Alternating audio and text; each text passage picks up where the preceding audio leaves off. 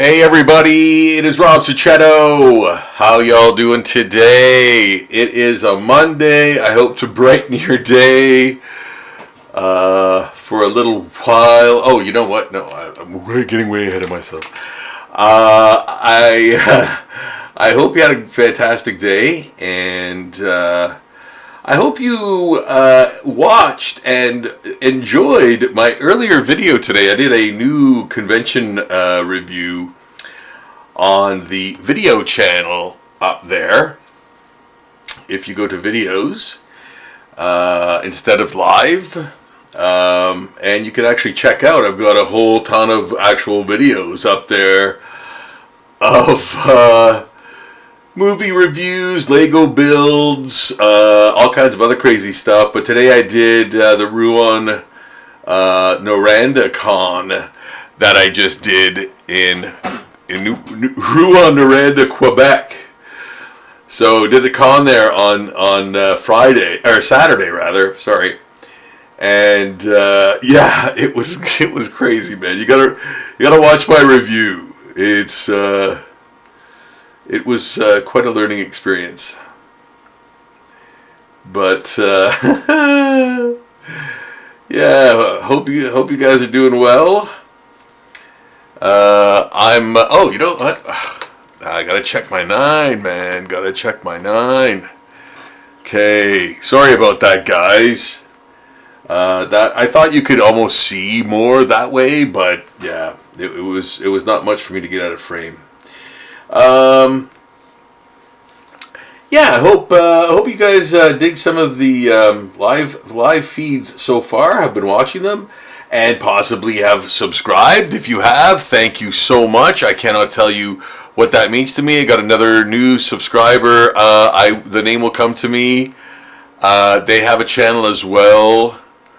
Like I would imagine most people do if they're able to like and subscribe and stuff. I guess you'd have to be sort of signed in, so to speak, so maybe even have a channel. But yeah, new follower, subscriber rather. Yeah, fan, I guess. I hope that I live up to the subscription. You know, I really appreciate it, guys, when you do subscribe. That just pushes me further into the rarefied air of, big time folks who, have their channels and have them been around for years, and are making sort of a living doing that. So I would certainly, I think, love to do art tutorials online for as long as folks dug them. So yeah, I want to keep doing them, and when you help fund the Patreon page, it really helps too, to help me create content. So maybe think about that if you have the ways and means. I'm drawing zombie Godzilla minus one. I don't know how close he's going to be to -1 because of the zombieism. There'll probably be a lot. But I did use him as the reference to draw this. So I'm doing a sort of zombie version, and I've never done a zombie version of Godzilla -1, that Godzilla, before. So this will be my first time doing that, or at least using him as reference. Yeah, I could never get a good photo, or I never looked hard enough for a good photo, probably, that I could kind of use that checked off all the boxes, like showing enough of him, showing enough detail, like all of those little treats, and then the angle, like that 3/4 angle, so it shows off as much of. You kind of want to use that as reference, right? Because that has the most information. So it was hard. I guess I didn't look hard enough for it when I was looking for Godzilla -1 reference, because I was going to do, a -1 Godzilla, zombie a while ago, but yeah, couldn't really find the reference that I wanted or needed or liked. So sometimes that's a factor too. You want to be able to see the thing that you're doing, But I am making a lot of stuff up, but I think it's almost, I think he's got a distinct enough look, his stance, and definitely the fins. He's got a very unique look for that, so I think that kind of identifies him almost enough for fans to know that this is a zombie version of -1. I think. I hope. Yeah, I think so. Yeah, so I'm just tightening up with the details, as you see, making it giving more information, maybe showing where more of the details are going to go and how they're gonna, sort of sit on that frame that you've established, type of thing. Like putting little details in there, but like, oh, I want to put some spikes, I think, within his spikes, like within the spiked, fins. So they're kind of like mutating and sort of protruding. And I'm making this up as I go along. I kind of like think, yeah, that would kind of be, a thing. That could be a thing. He's like over irradiated, but dead, So these things are starting to grow on him, or out of him. Yeah, it'd be interesting to. That's one thing they've never done, right? Zombie Godzilla. I think that would be awesome, man. Like for real, Like they get away with some pretty like insane concepts and stuff. So what's to say that couldn't be a thing, man? Zombie Godzilla. If you guys are just tuning in, I am Rob Succhetto. I'm the guy who draws the zombies.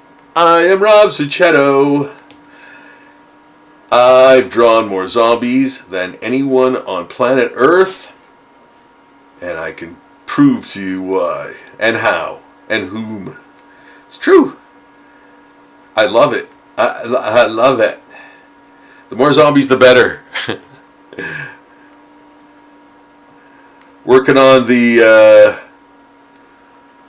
entire Pokémon series.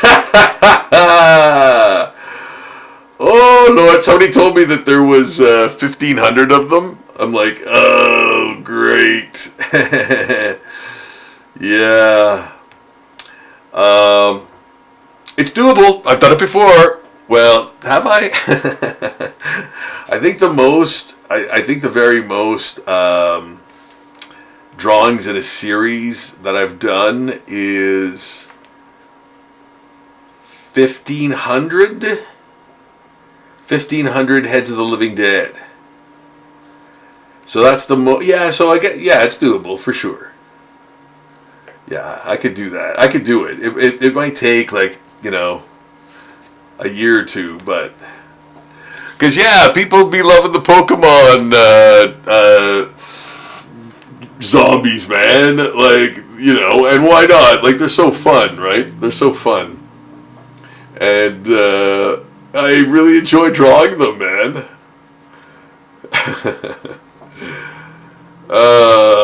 It's so true. It's so true. Like, I just get a kick out of doing zombie versions of everything. But Pokemon are great for that. I love doing those.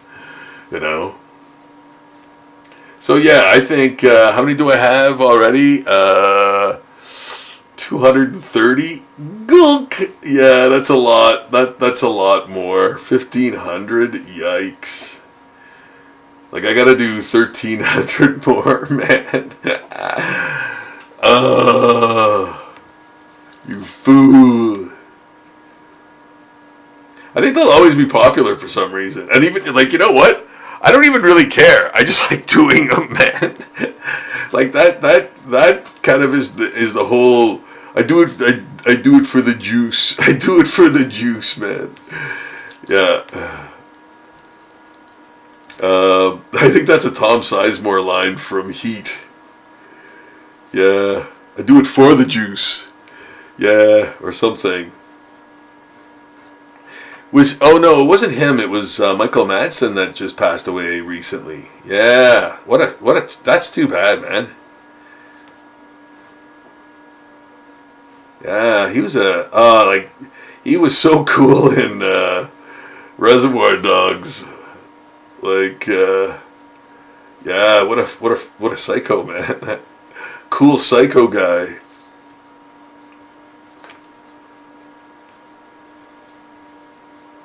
Yeah, he had that demeanor. He had that sort of swagger about him, man. I hate saying that, but yeah, he will be missed, man. He will be missed.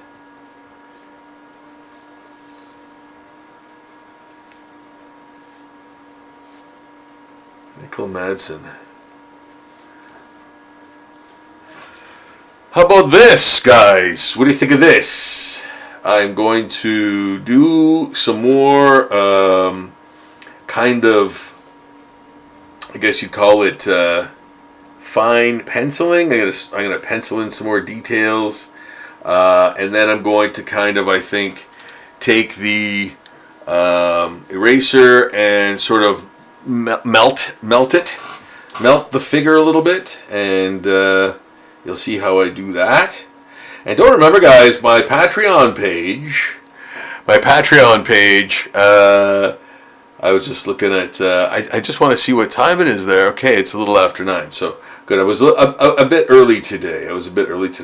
But yeah, my Patreon page, guys, check that out. That's where all of the art that you see being done here. That's where all of it goes, in its finished, scanned glory.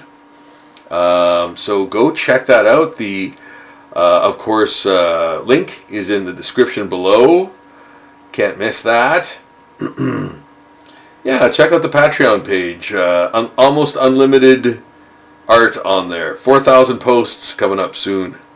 So, yeah, check it out. Be entertained. Have it on a slideshow. You know? Yeah. There's a lot of content there, guys. So yeah, please enjoy. And as I always say, if you have the ways and means to do so, a $2 bit of support is all it takes. $2 a month, rather, is all it takes to really make a massive difference in the long run for the channel. And like this page and the actual YouTube channel, because it's basically the same thing to me. Like this, if there's a way to sort of connect it, like this would be the same entity, right? I'm just now showing you the kind of behind the scenes, so to speak, making of work in progress stuff, and then you get to see the finished thing on the Patreon page, right? So that's the kind of beauty. These go hand in hand type of thing. So yeah, your support supports both things, but more so it provides art supplies for creating more art. So that's where your support goes. That's where the $2 a month goes, and that. So yeah, doing 4,000 pieces of traditional art is rather gets rather expensive.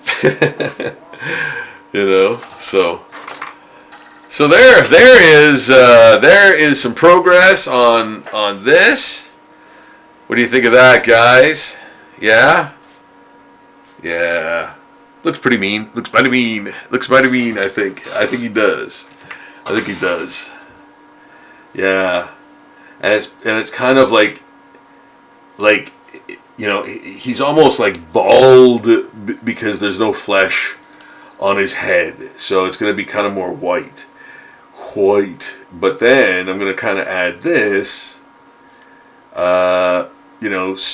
piece of flesh because his mouth was bigger, kind of like on this side. Oopsie daisy. That's what we call a whoopsie daisy. So that's supposed to kind of go like that. There. Is he going to be powering up? Maybe. Maybe. I think I'll determine that later after giving it some thought. But he might. It's possible. Anything is possible when you can draw. Anything is possible if you could think of it. It's true. It's true.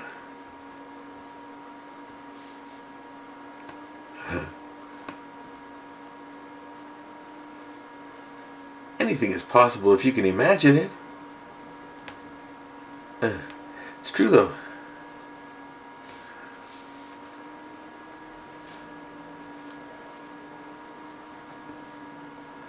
And that's why that works. Douche. Douche.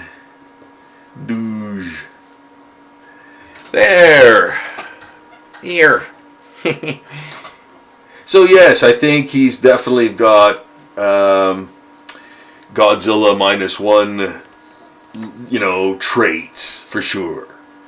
Yeah. I think it's kind of unmistakable that it's him. Yeah. Because I don't think another Godzilla looks quite like this. Yeah.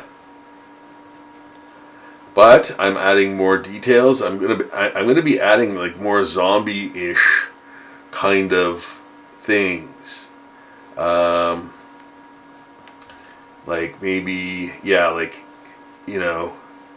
hanging flesh, and then these sort of like bubble things within the crags of his scales too. Ugh. My neck is sore. Oh, guess what else? Guess what else?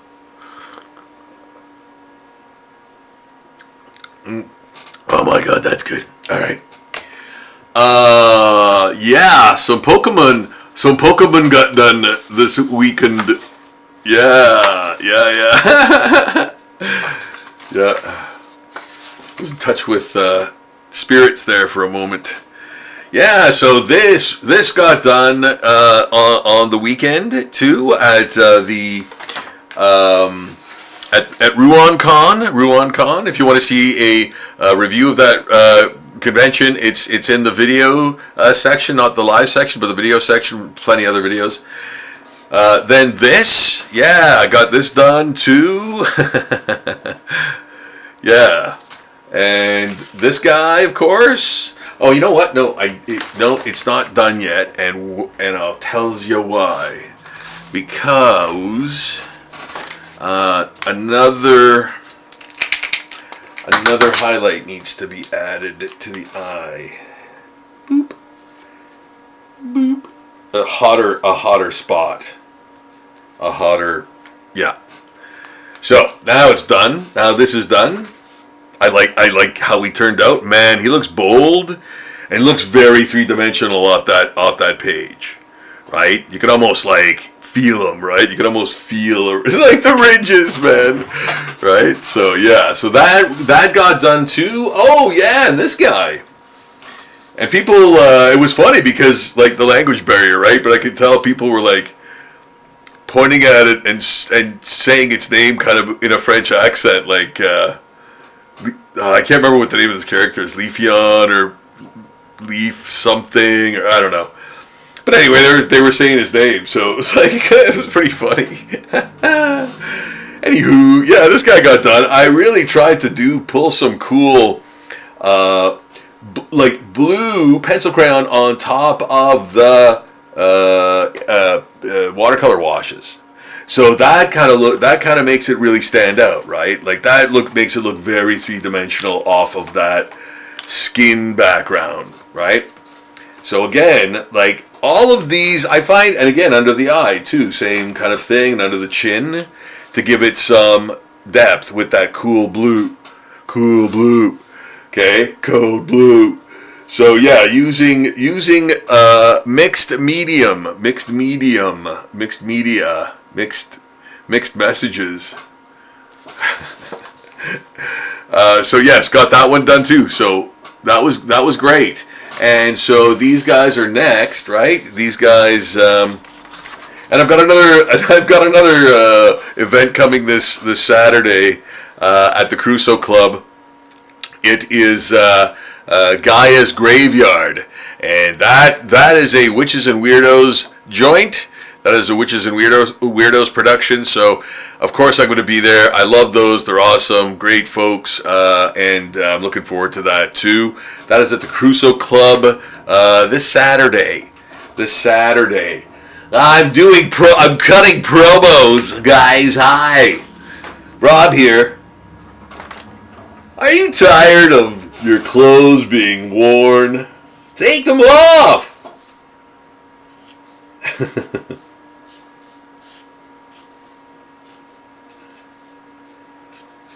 So here again, we're just adding a little bit of thick holding line there. And sometimes Sharpies are good for this kind of thing. It's true.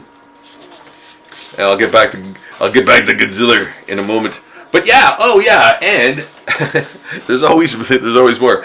Another new Zombie Pinup Diva, really quick sketch to be, again, embellished, kind of like what I'm doing with Godzilla right now. And it never ends. New zombie insect. So yeah, that's going to be fun to embellish. So that's another new one. And of course the other Zombie Pinup Diva drawings that I'm working on. Oh boy, and then another one. This one's almost done. This one's almost done, but still needs a bit of work. But another thing, right? So I never get tired of it, guys. It's true. I never get tired of it, guys. It's true. So I enjoy it so much, and I just enjoy the reactions that I get from people, and man, it's just, I just love it. I just, you know what, I'll be drawing anything, not just zombies, man. I'm fine drawing anything, you know. I hate drawing buildings and stuff and cars, but you know, you do it, you reference it, you know. But most anything I love to draw, but zombies, man, yeah, very fun.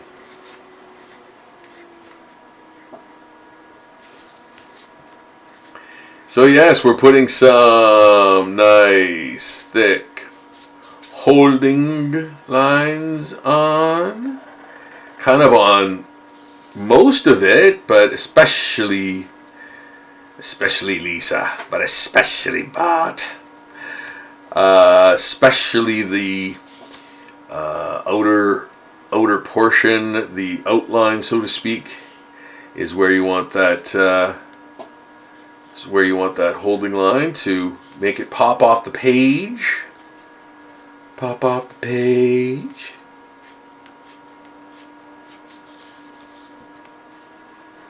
And that really helps for illustrations like this. And now that that's established, I'm going to use an even smaller pen nib.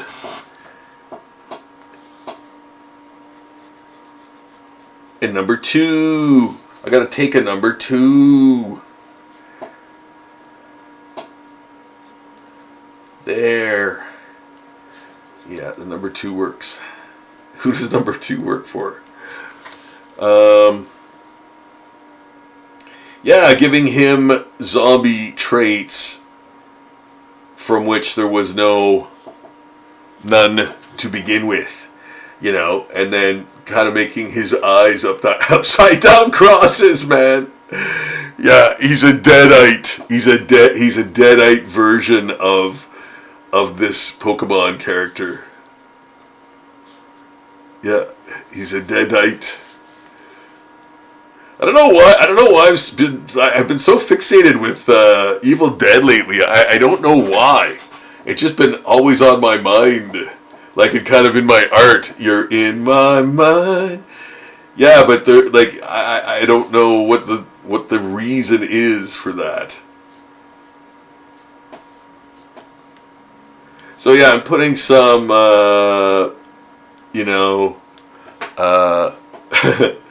rib cage / gills. Either way, it'll work. You know what I mean? Like, it's kind of ambiguous where it is and what it is, but it seems to work in that area, man. It really does, you know, because it could mean either one of those things, either gills or like a rib cage, you know. In that general area, man, it's those lines that, you know, just make you think that it is what it should be. You know, your mind corrects you. Yes. So I corrected him. So yes, I corrected them. Well, so I got this guy, nice again, thick Sharpie.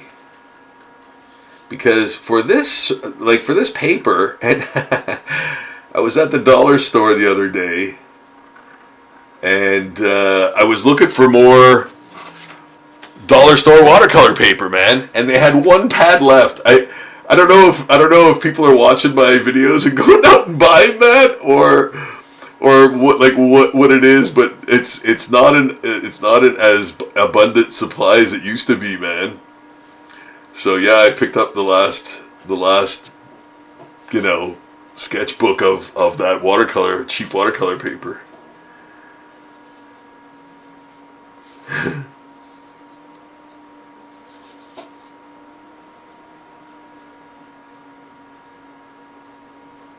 There, that looks kind of funny and cute. I like it. I like it a lot. It's true though. It's true. Oh, you know what? I forgot to check my chat or Shah. Oh, Philip Gandy. Hey, how's it going, man? Sorry, I'm sorry if you were waiting there for me to reply. It couldn't have been that long. But yeah, I just checked my chat and just saw you there. So hey, thanks for watching, man, and saying hello. That is wonderful. I love that. I'm just gonna switch to my. Yeah, if you have any questions or anything, or even questions and suggestions, please feel free to, you know, comment, or even you can even comment in the comment section afterwards. So either way, your planet is doomed. I mean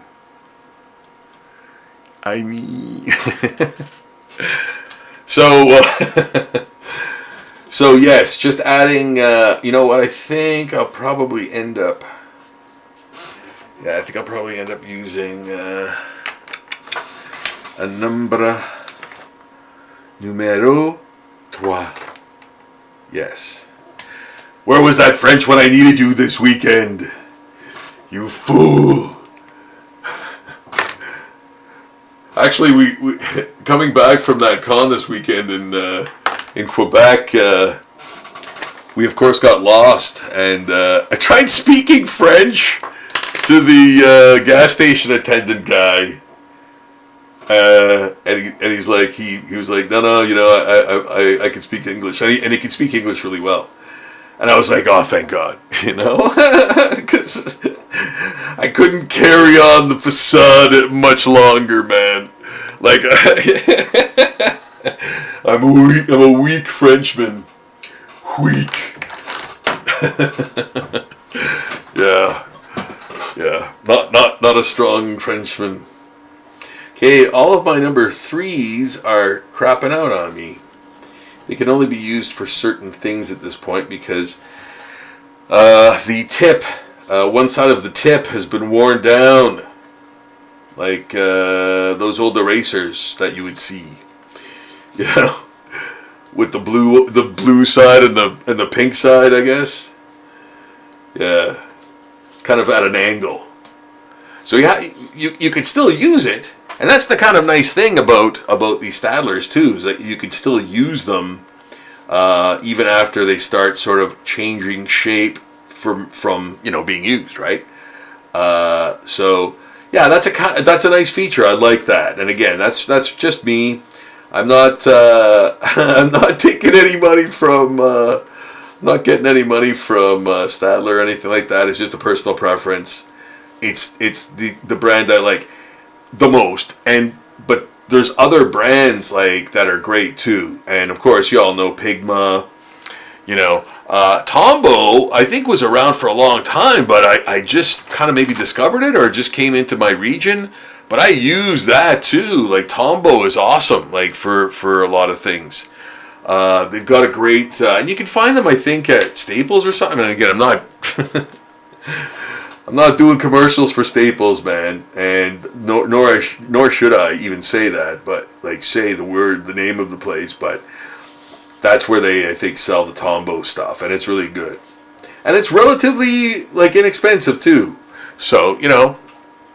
If you want to try out some new art materials, if you're you know an inker, illustrator, artist, and just want to try out some new materials, yeah, the Tombows are good. Tombows are good. Yeah, and this one we're just basically adding more detail to, more texture. I'm going to put this aside for a moment. It's almost done. And I'm going to get back to Godzilla here. Godzilla Minus One. Yeah, so still quite a bit of stuff to do on this one. I hope that's a good angle for you guys. Yeah, I'm gonna do like stuff up in here. I'm gonna do some stuff up in here. Again, like boil things, and there'll be like some boils on top of boils, and maybe like there's some emanating from, it's like, you know, some kind of like flesh lava or whatever, man. Like, you know, there's another flesh lava. There's another metal band or alternative rock band name. I called it, man. Flesh lava. That one's mine.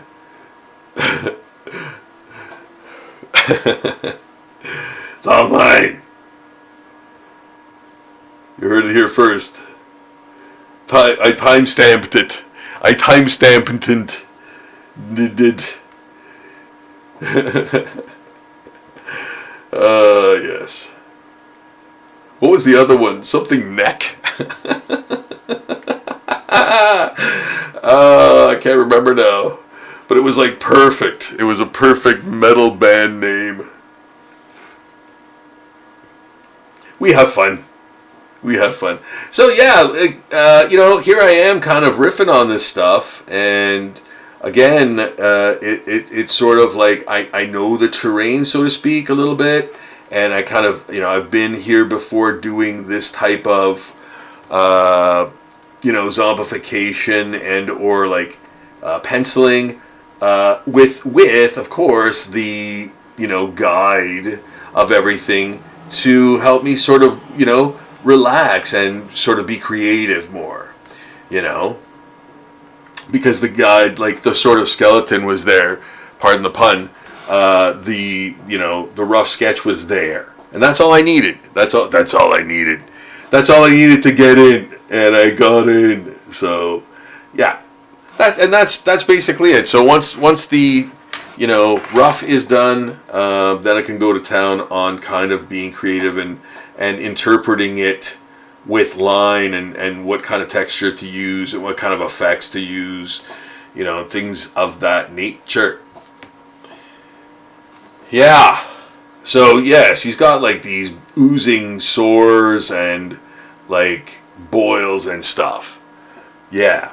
Like that's kind of the radiation poisoning that sort of slowly, well, I guess keeping him alive, right? Because he's almost skeletal in place. Like he's actually skeletal in places. Like this will actually be, the forearm bones, like that's dead air right there, right? So that's going to be the forearm bone. And adding this sort of shadow back here, off the mouth, bottom of the mouth. That's really going to sort of pop, right? Because the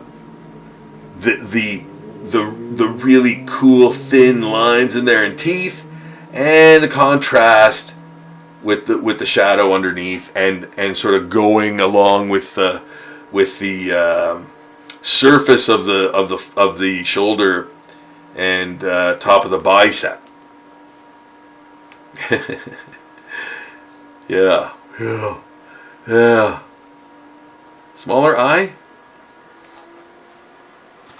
Yeah, I think so. Makes him look even more deaderer. The more the deaderer.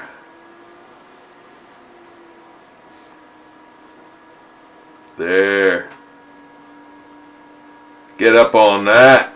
That is, that's some nice Godzilla-ing. Yeah, like lots of teeth, right? Lots of sort of teeth and like spikes and weird protrusions, and then he's gonna sort of like not melt, but these are things coming out of his skin that's like probably putrefying, but then again trying to regenerate, maybe keeping him in this state. We've kind of seen that before with Wolverine, where he's regenerating at like such a ridiculous rate because he's being killed or whatever at a ridiculous rate. So that kind of thing. But yeah, like even in Shin Godzilla, like there was some, obviously, right, in the outtakes that they kind of didn't show in the movie. They showed like his body splattered all across the city, and those guys in hazmat suits going in and trying to find all the pieces of them, and some of them had eyes growing in them already and blinking, and like the teeth, some of the teeth and stuff, and yeah, man, that is nuts. And they took it out because they said it was too horrifying, right? So it's like, yeah, well, keep that stuff in. That's what that is what fans want to see, man. Come on. Never scrimp on horror. Like if you can pull it off, do it, man. And no matter what the cost, we need to be scared in movies. What did I watch? Okay, I watched Sinners.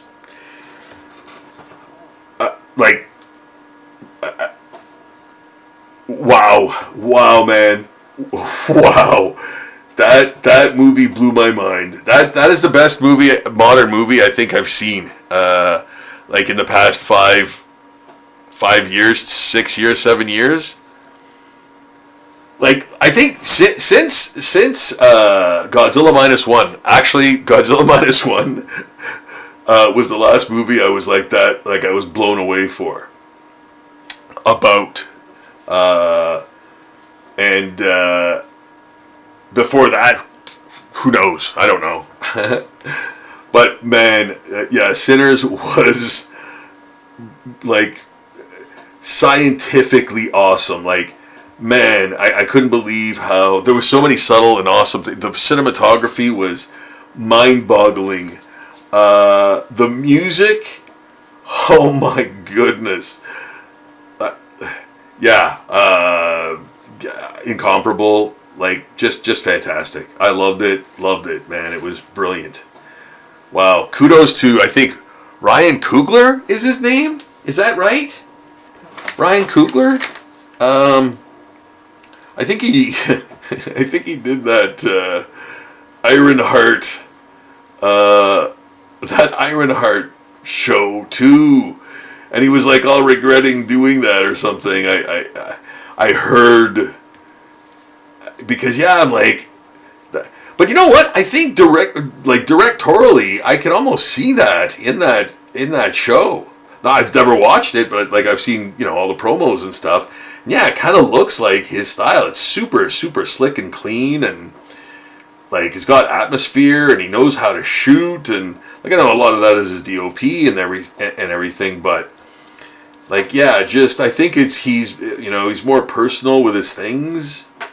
The studios don't maybe interfere with his vision, which is, man, that's awesome. I don't know any of these things, but I'm surmising from the way things work. Like he seems way more in charge of the creative to me. Yeah, I was blown away. Sinners was like amazing. Yeah. Wow. Yeah, something else, man. I cried, man. I cried at that. I cried at that show. I cried at that movie, man. Yeah, I don't care who knows it. I don't care who's gonna know it.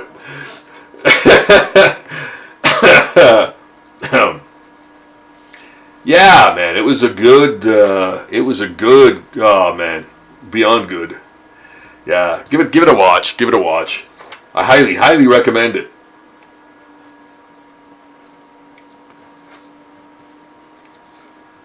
Yeah. What else? Oh, Hard Eyes. How on earth am I watching this stuff? Like, I don't even remember when or how I ever had the time to watch anything. Like, and I just said I watched 2 movies. I think I even watched another one. Didn't I watch it? Oh yeah, I watched. Oh my goodness. What is that? Heads of State. Oh man, I knew what I was getting into though. It was a fall asleep. I gotta fall asleep to this movie, so I didn't really care that much. But it was entertaining. It was slightly entertaining, man. I'll give it that. It wasn't the worst one of those I've seen, man.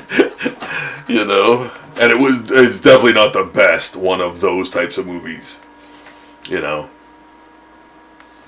Yes. Sorry, guys. I'm gonna check my 9 a little better. I think I was out of frame there. I'm sorry. Sometimes I get wrapped up in the because I'm sort of more creating at this stage. I'm a bit more distracted from the peripheral things. Yeah, my apologies for that. I'm doing it again. Gotta stick to the script, man. Yeah, I got a script for this, as if. Every Monday, Wednesday, and Friday, I have to write a purely creative 7-8 paragraph story. Every Monday, Wednesday, and Friday. And provide art for that story. Aside from all this other stuff. And I have to, and I write it as I write it. Like, I'm thinking it, and I don't know if people do that, But man, it's like sometimes you're finished doing it and you're kind of like tired. You're mentally kind of tired because, you know, you had to like rapid fire create and type. And I'm a slow typer, man. Like I'm a slow typer guy. So yeah, it's awful for me, you know. I'm a one finger, still the one finger, but fast. Very fast. But yeah, man. Yeah, so that's on top of all this other stuff, guys. Yeah. And by the way, I'm not saying I'm not asking you to sympathize or, you know, be sympathetic. I'm not looking for tears, man. I'm just saying, you know, like, I'm very busy doing this because I love it, I think is what I'm trying to say. Yeah. And you know what? Like, even watching movies or finding music that I like is part of the job. It is. Because you know what? I'm sure in the next, like, couple weeks, you're going to see little bits and pieces of the Sinners movie characteristics in my art, man. Because of the set design and the period thing. I don't know. But you never know, man. Like, it's influential sometimes, and then it kind of like seeps into your art, you know, slightly because you're thinking about it, and it's true, man. For me anyway. Yeah. You picked up a new trick, a new sort of inking style or whatever, like things like that. You can when you kind of do that. So, but there. Some nice Godzilla, man, and I know you guys love Godzilla. You know who loves Godzilla the most is DeviantArt. I love DeviantArt. I've got a DeviantArt page. I don't really talk about it because I don't know if a lot of people are on it. It has a very, very strong community though, but like I just don't know anybody in my periphery. Like some people kind of know the name, but they don't like. They're not into that, I guess. But yeah, the page has a very huge, massive amount of people on it, showing their stuff, buying art, and like all kinds of things, right? So yeah, I like it. I like it a lot as a platform. You know, I think it has the same kind of like protocol as most things. Like they have rules and stuff too, which of course, like, right, but it's DeviantArt, so they I think they kind of are expecting people to be avant-garde and like weird and bizarre and well, deviant, right? Because that's kind of the name of the thing. So they're kind of expecting that, right? So lots of cool tattoo designs and like just everything, every kind of art, man. Like from the super amateur to like ultra pros, man. And here's this too, you know, like consider like sometimes like super amateur art can be utilized, man. Like for effect, like if you want to, like if you're like an indie band or something, like a kid's crayon drawing, kind of subtly done, can have like great effect, man. You know, just in the way the thing is drawn, like, you know. So like things like that. That's why art is so awesome. Like, you know, and it just that's why I just despise AI so much. Like it just it's awful. Like it's just awful, man. And I don't care how good it gets. Ooh, it's not good yet. Like that. Like people actually thought that AI band existed from that photo. Like that's the most AI thing I've seen ever, probably. Like I'm like, these guys aren't real, you know. And then I was wondering what the gimmick was, like what they were talking about, and I'm like, oh my god, this is a band that has AI, an AI band that has AI songs. Holy man, I am very old. Like, I went from having 3 television channels to this, and I almost don't know what's worse, man. Like that's crazy. But yes, anyway, old man who yells at cloud. So guys, I'm doing a zombie version of Godzilla Minus One, and this, like every other piece I do, goes onto the Patreon page, the Zombie Daily page. I would highly recommend you check it out if you want to see some really cool art. All the stuff that you see me do here ends up going there, is posted in its ultimate finished scanned glory. So you can see the finished product there of all the pieces that I do here and everywhere else at conventions and events and all the other things that I do that I enjoy and love doing. So I take my art with me and work on it while I'm everywhere. So yeah. So here we go with the final pencils before I switch to inks. But first, I'm gonna add some like areas of hanging flesh, and or maybe a vein or two. Putting some veins in there. Maybe I'm going to add that, and then maybe something here, there, yeah. And what else? Maybe in here. Yeah. Okay, there. Yeah. Looks like it's glowing already. Yeah. Okay, that looks great. Okay, goody. So this is going to be a colored piece, right? So what I'm going to do is start with the gray, as I always do, and it probably won't go very far from a one-shot color thing. What I will do, though, is as the gray is drying, I'm going to hit it with some other colors, like blues and browns. And I think I might be able to just do this in one shot. Where's my big brush?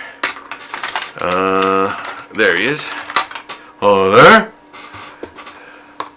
All right.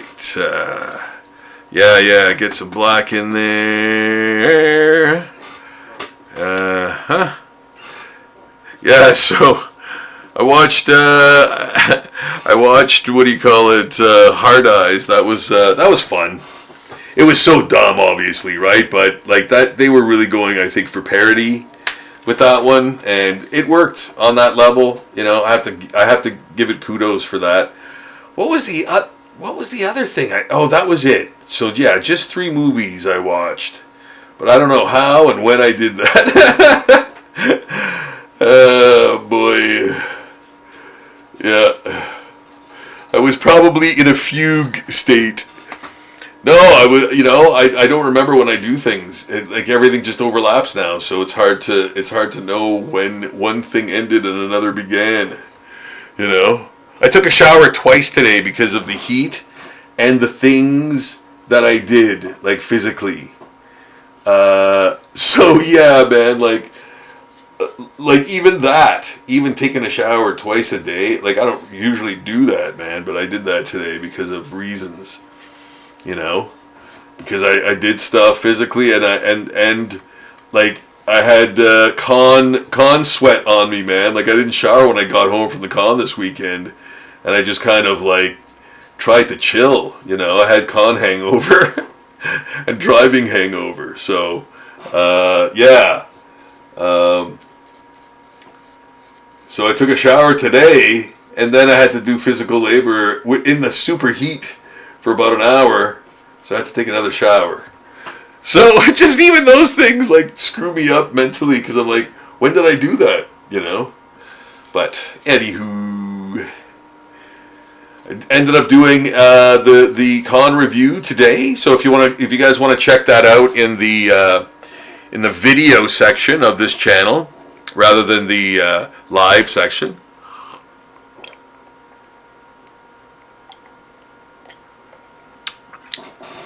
You can certainly check that out.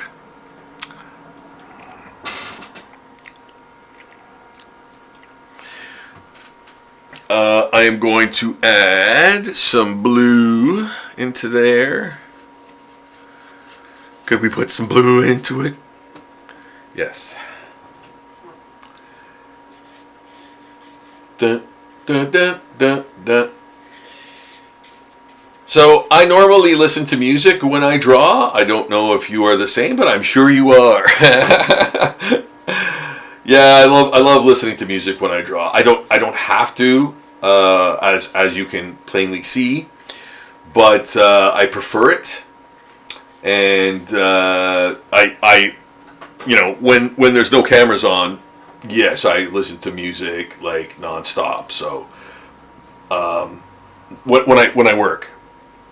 Not during the day. I don't. I'm just busy doing stuff. I don't,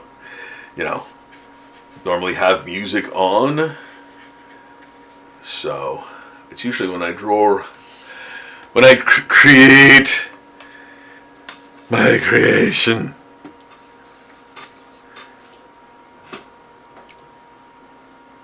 Yeah, I'm liking this. These colors is liking these. Yeah, just adding some blue to the gray, and then I'm going to this is not only going to be the base, I think this is going to be the majority color, because why wouldn't it be? After I sort of mix in some things, I'm going to mix in some brown, and some blue. Never without a Simpsons reference, guys. I'll never do a podcast without a Simpsons reference of some kind. I guarantee. Guarantee it. You will get a Simpsons reference, I swear to God.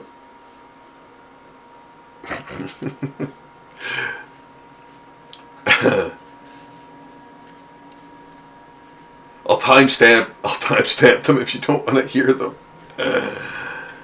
But it's true. But yes, this is coming along nicely.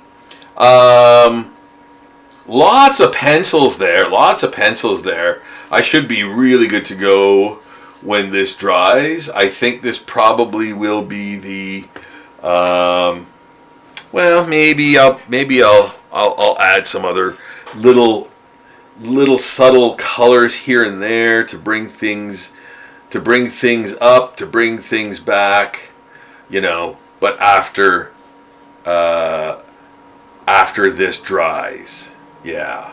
So yeah, like some of the, when people ask me, and they do all the time. This is like, and I'm sure every artist is the same. They ask you how long it takes for you to do a drawing, and I always kind of answer that it depends on the complexity, right?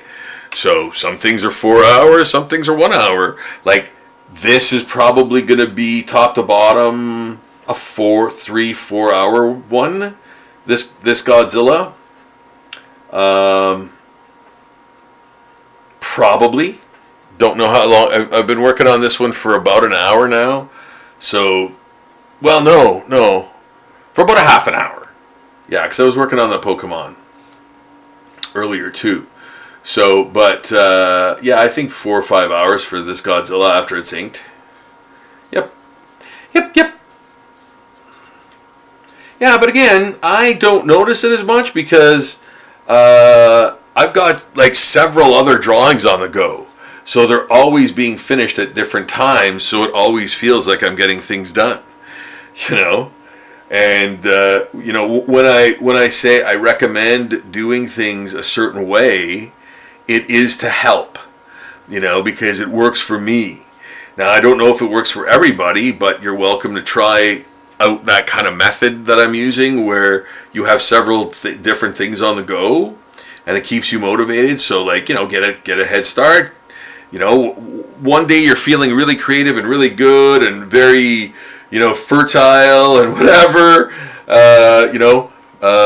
Get a bunch of creative stuff done, and then you'll have stuff to sort of finish. You know, whether you're illustrating it with ink or paint or whatever you're doing. You know, the creative part's already, the main creative structure is already done, and then you can just kind of continue penciling it if you want, or sharpen it up, or just go straight to inks, and adding the color, and, you know, modifying the color afterwards. You know, there's a lot of ways to do stuff, right? I just do it in a way that sort of makes sense to me because of the materials I'm using. You can't ink stuff before you paint it because it'll smudge. So I use my inks over the paint, and that means that they also pop. Like they also feel like they're on top of the color, because they are, but they make it seem three-dimensional, you know.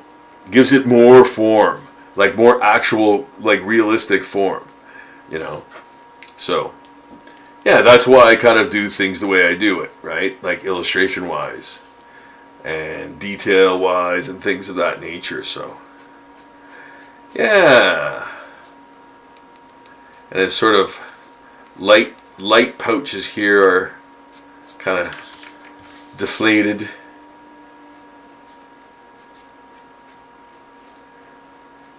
So, you know, adding those zombie characteristics, kind of on the fly too, kind of as I'm doing it, but, you know.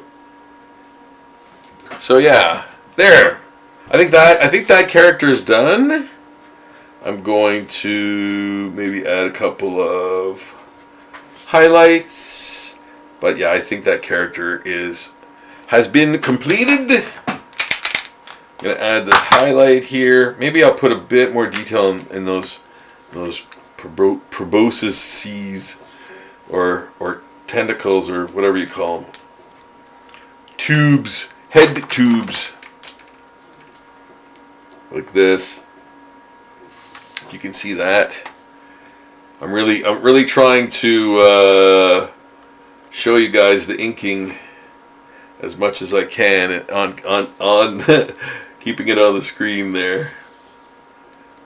So just this kind of like form, showing the form of the tentacle arm or whatever, like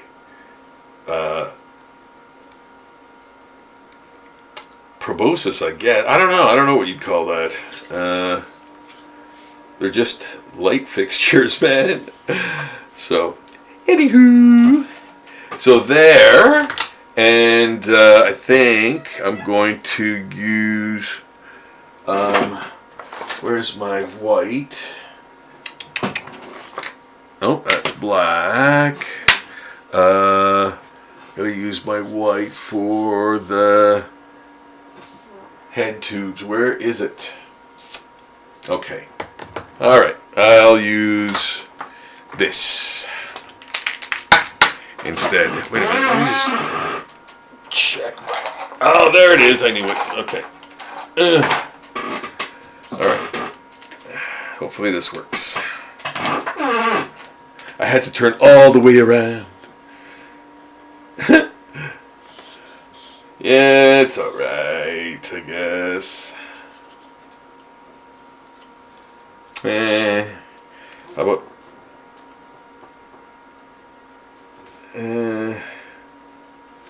It's not bad, but I think I'm gonna. I am gonna give it a hotter spot there. Yeah.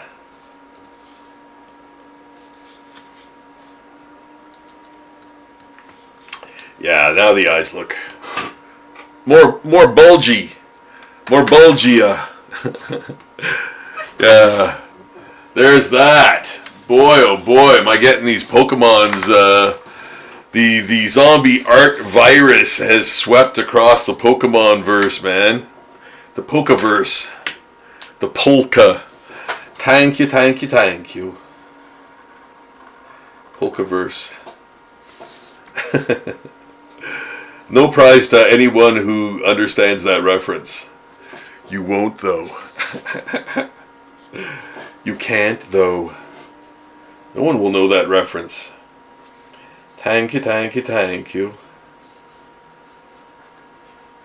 Just adding some cool sort of, additions, sort of mutated additions, and small details that, show that it's different. Like something has changed in it. Aside from sometimes, the obvious, right? There's just also little like barbs maybe where there were no barbs before, but now there's like sort of tubercles or something, right? So there is a really cool zombie movie at this Indian reserve. It's it's a Canadian zombie movie. Wow, it's awesome. I can't remember the bloody name of it, though. If anybody remembers the name, write it down in the comments. If anybody knows which movie I'm talking about. Oh, man. Something Bridge, maybe? I can't remember the name of it. But, yeah, it's this native community that creates this, fort after this zombie outbreak, and this guy's fishing at the beginning, and all the fish that are in his boat or whatever that he's cut up and whatever are starting to like come back to life, and that was crazy, man. That was really crazy. Gotta watch that movie though; it's great. If anybody knows which one I'm talking about.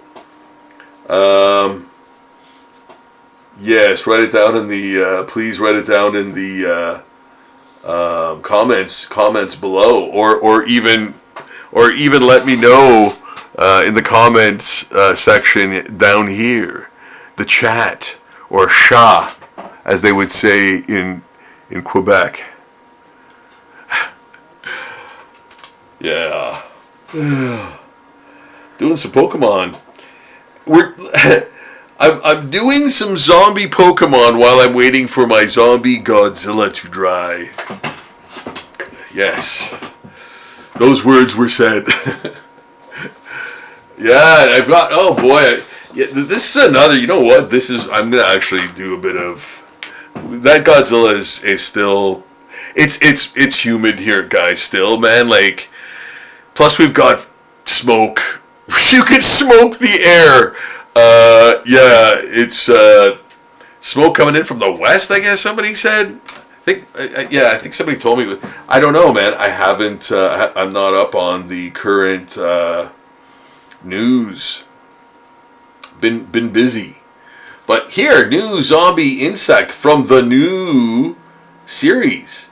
And man, I can't wait to get to the rhinoceros beetle and all of those guys. Like, I think I've got an earwig done and a assassin beetle so far zombified. And this is some sort of like mayfly mosquito-ish thing. But again, I'm changing it up. Like it's one of those things where like you can't be subtle about an insect thing. At least I don't want to be. I want people to sort of go, yeah, that's a zombie insect for sure. So I'm not going for subtlety because insects are slight at this size. So getting more of the zombie characteristics in there, the better. It doesn't have to look like the bug, like the insect that it's supposed to be. Excuse me. Yeah, I've got a lot of, my voice is not great. I had to shout at that con, that Rouen con, because it was packed, man. That con was was happening, man. Oh my goodness. Yeah, but if you want to see my review on it, guys, check out my review on it. I actually just did that this afternoon. Yeah, check that out, and you'll see you can hear firsthand about what goes on at the crazy Ruan, the first Ruan Con. It almost ruined me. Yeah. But yeah, you gotta watch it, man. You gotta watch it. My full report, man. My full report is on there. So, adding more to the zombie insect. Yes, from the new series. It's the new series.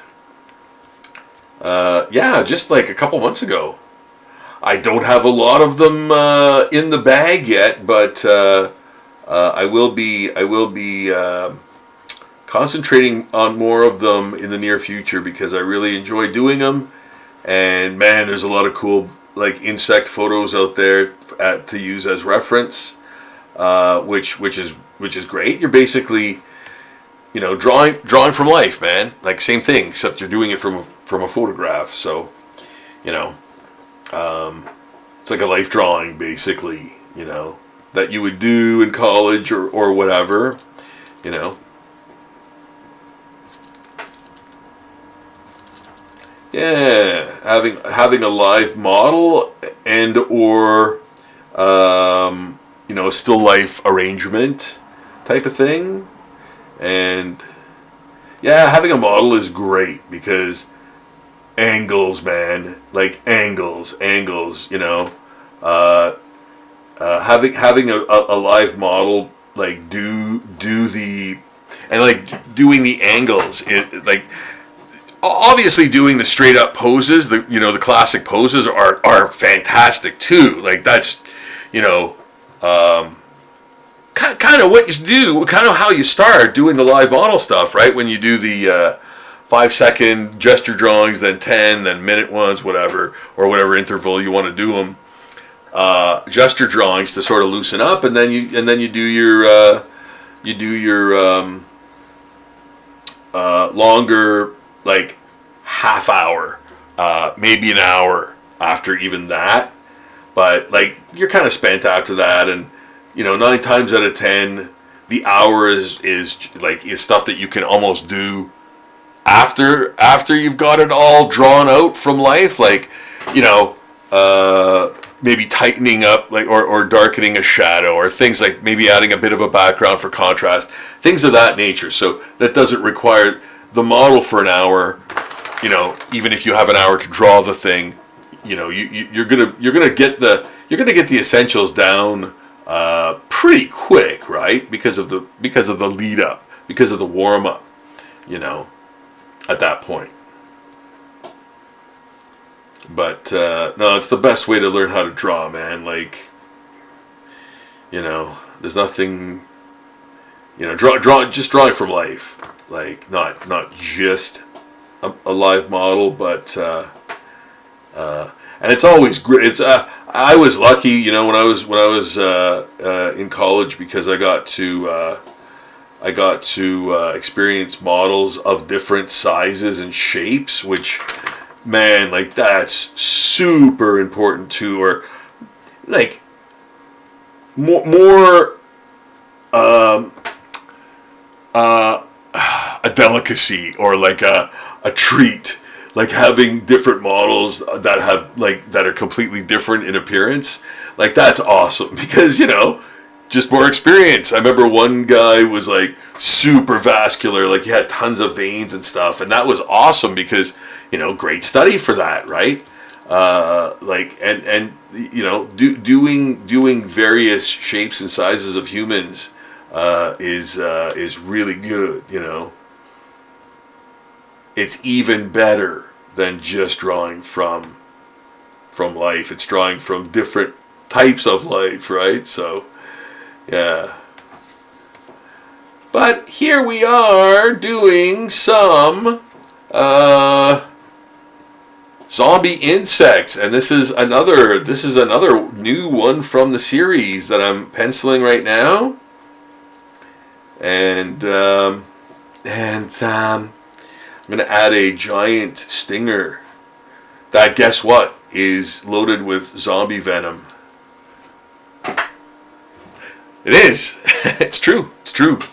You know what? I'm actually gonna put a little drop there. Boop. Yeah. ZV, man, zombie venom. Yeah. There we go. There we go. That is going to be. I'm gonna do a light wash, and yeah, some different colors. I'm gonna use some different colors.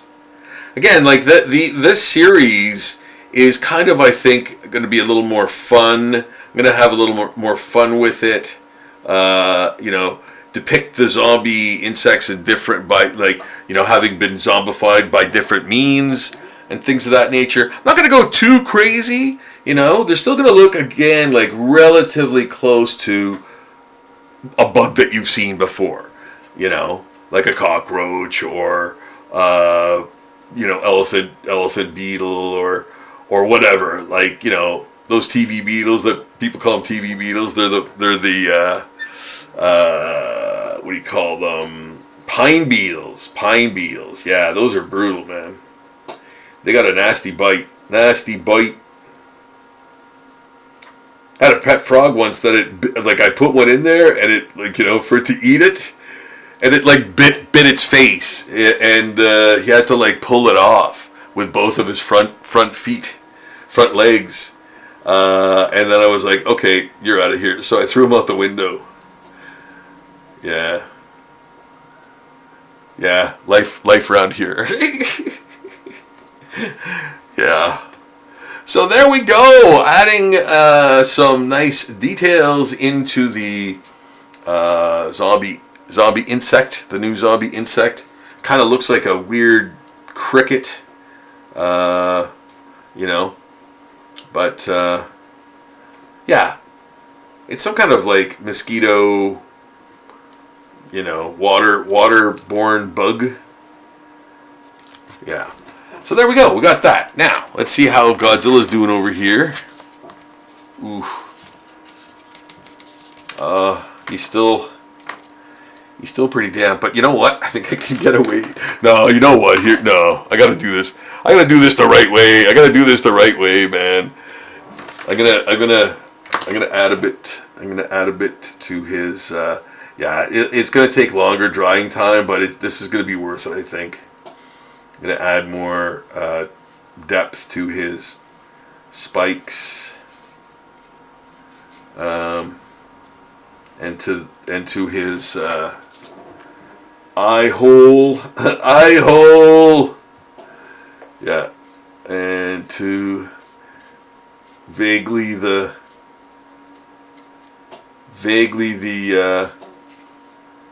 veins and tendons. Just kind of imply it,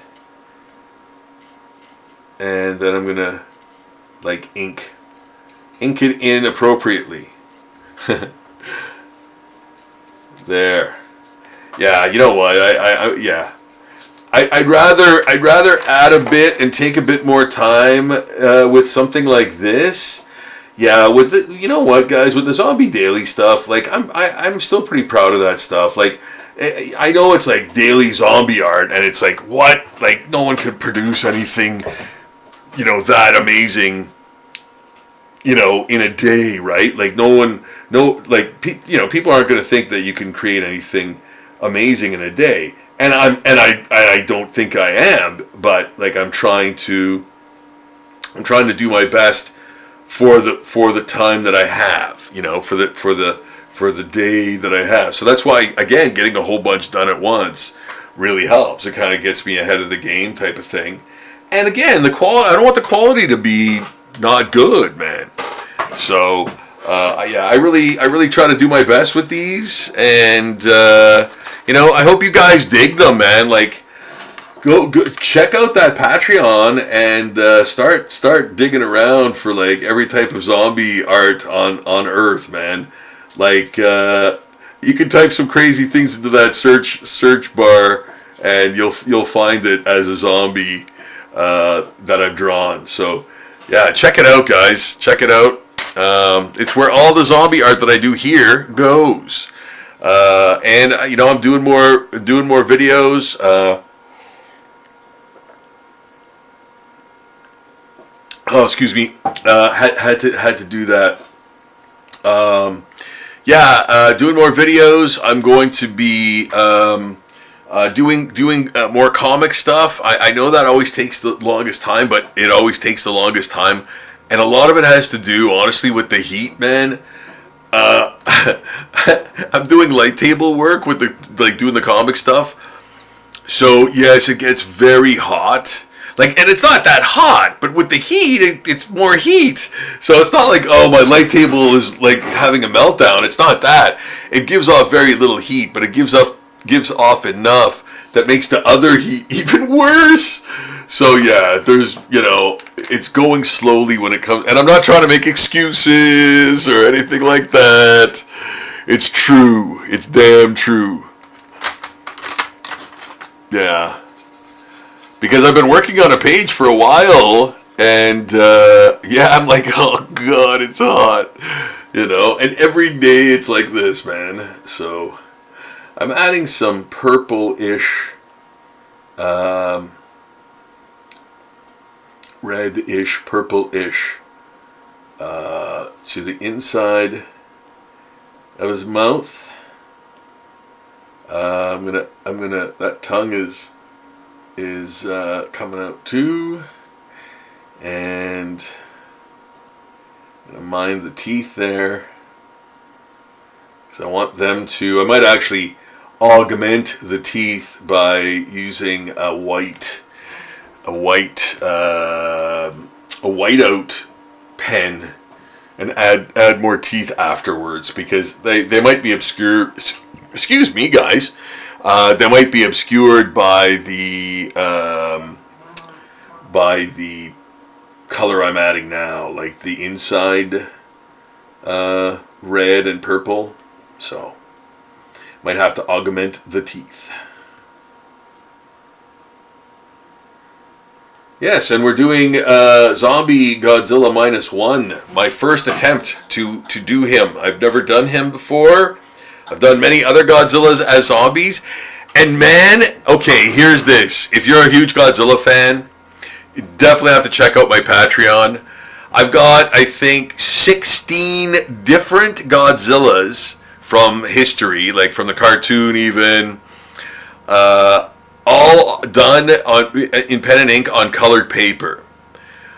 So you gotta check those out. Just type in Godzilla into the search bar, and you'll see you'll see countless other Godzilla drawings too. But those are the ones they're all on different colored papers, and I just love doing them. So I hope you guys check those out. They're awesome. They're on the Patreon page. The link is in the description below.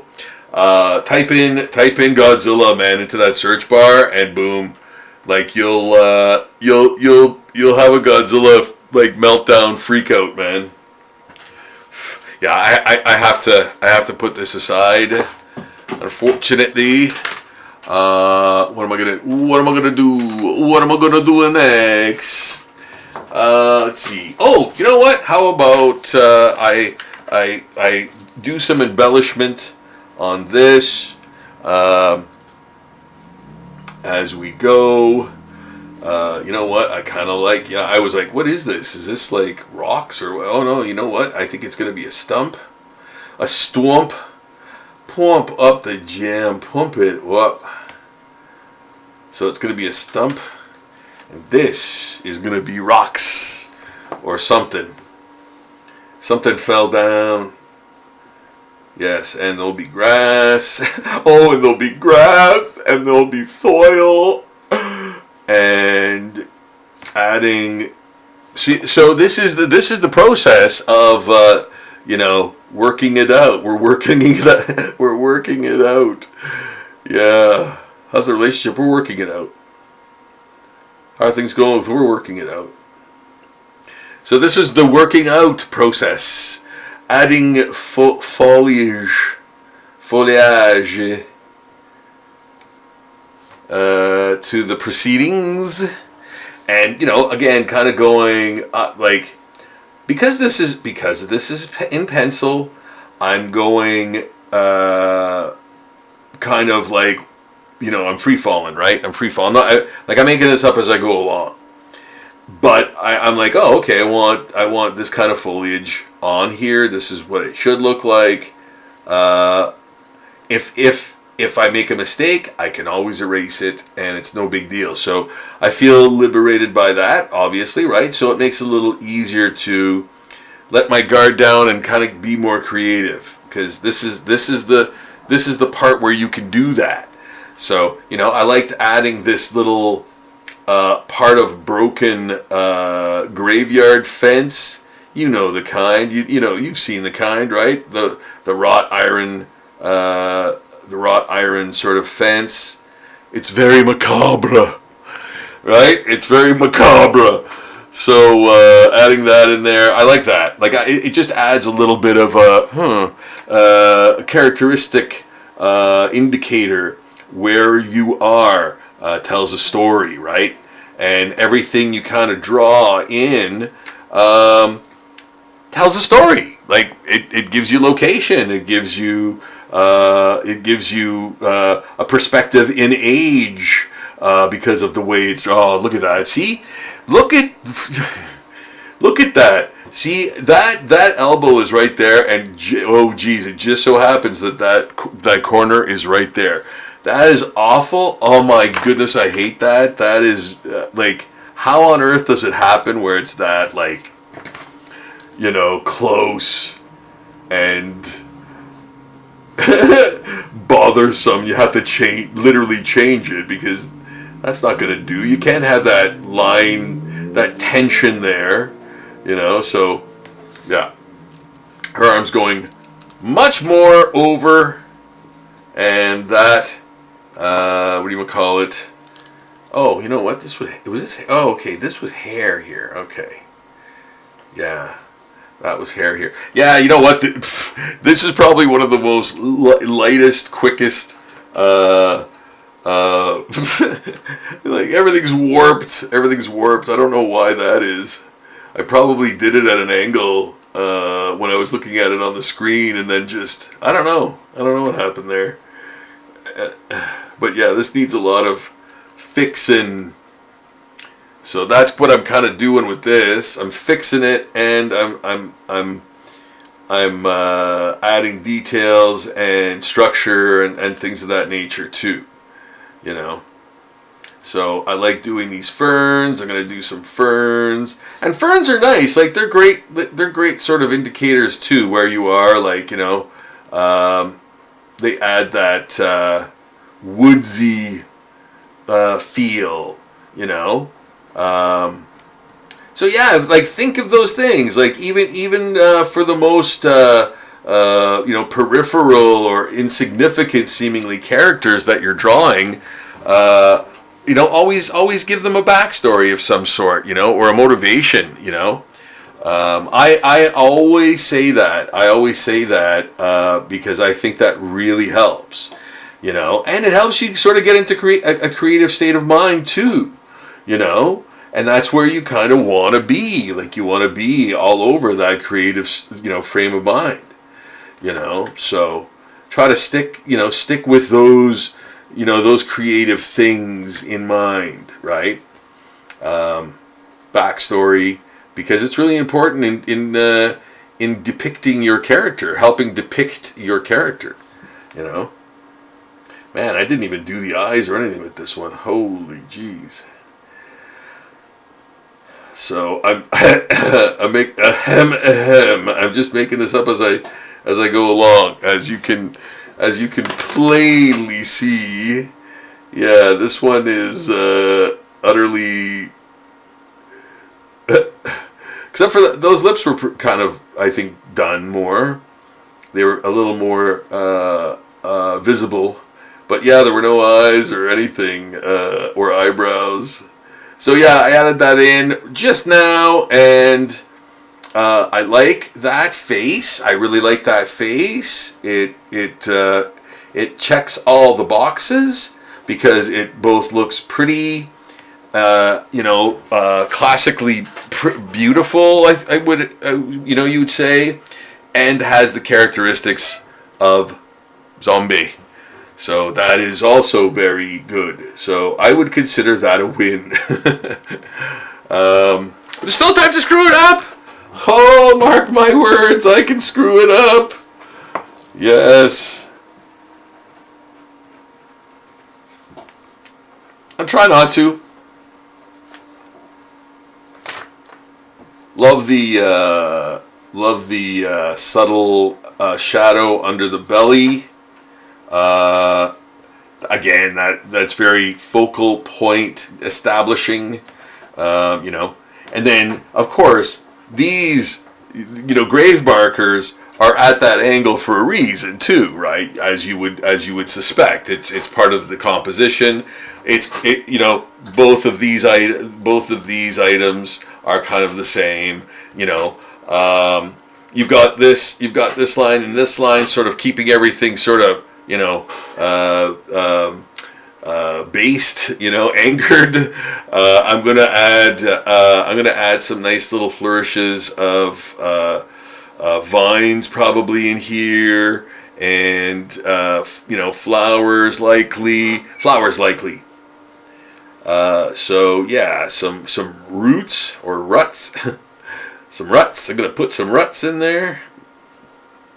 But I'm not gonna tamper with the general shape here that I created. I'm gonna kind of leave that at you know what, mushrooms, right? Mushrooms. I love mushrooms. Mushrooms are awesome. Shrooms, in all their forms. I dig mushrooms. I think just even them as a thing is cool, man.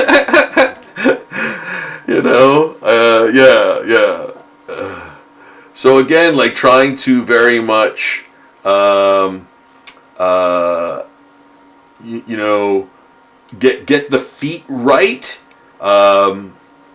because man, if you don't, you're Rob Liefeld. No, he doesn't get them wrong. He just doesn't show them. He hides from them. It's all good, man. You get over. You try to get over any way you can. I just don't like when I hear McFarlane talk about how awesome he is, and it's like,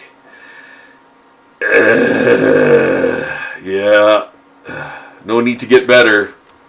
Just stay the same like that, because you're already amazing. At least that's what people told you. Yeah, I always sort of expect getting flack from people because, they grew up with McFarlane. I get it. But man, he didn't do many comics, man. He did not do many comics. Look up how many comics he did. And I'm not trying to crap on him. I just I remember seeing an interview with him, and I was just like, holy jeez, this guy's like he really thinks he's the shite. And I was like, he does realize he draws the derpiest women on earth, right? Like, I don't know another artist who draws women that, literally derpy. And I'm like, that word applies to that style so much. Yeah. It's like that Shawa, not the Shawa version of Godzilla, but that derpy version of Godzilla.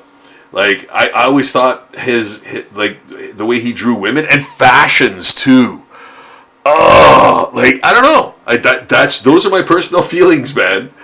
I just hated his what he made people wear in his comics, and the women were not drawn well, And again, there's a lot of artists that can't draw women well for some reason, or I don't know why. Maybe they're intimidated by the form or something. Maybe it's something deeper seated. I don't know, but like a lot of people have trouble drawing women. You know, a lot of like male artists, I guess, and you know what? Come to think of it, female artists as well. But I think there are a lot better. There's a lot more female artists that draw women better than men, I think. I don't know. Maybe. I have to think about that one. Before I commit to anything. Yeah, that trying to think, like Frazetta, okay.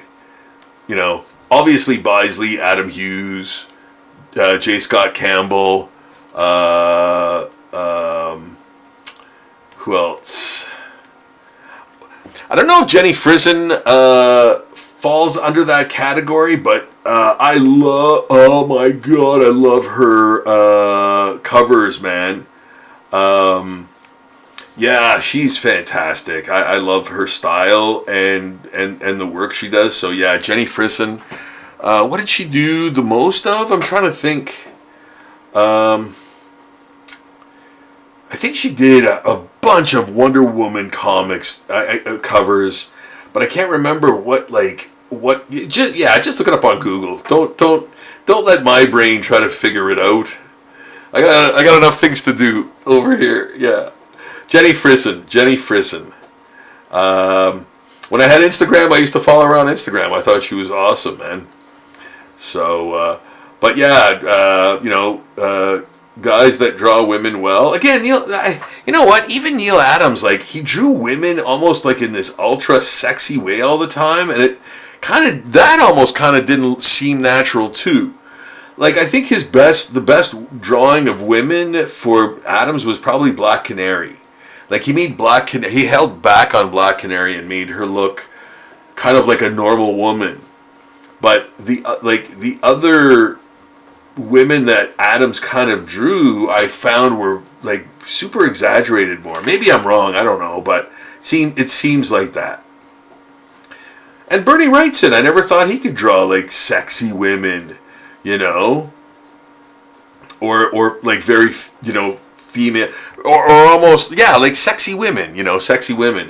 His women were not, like, good, but they kind of reminded me of Adrienne Barbeau, you know, like more handsome than I don't know, like J. Scott Campbell-y. You know what I mean? That kind of component or look, you know. And again, like, there's nothing wrong with that.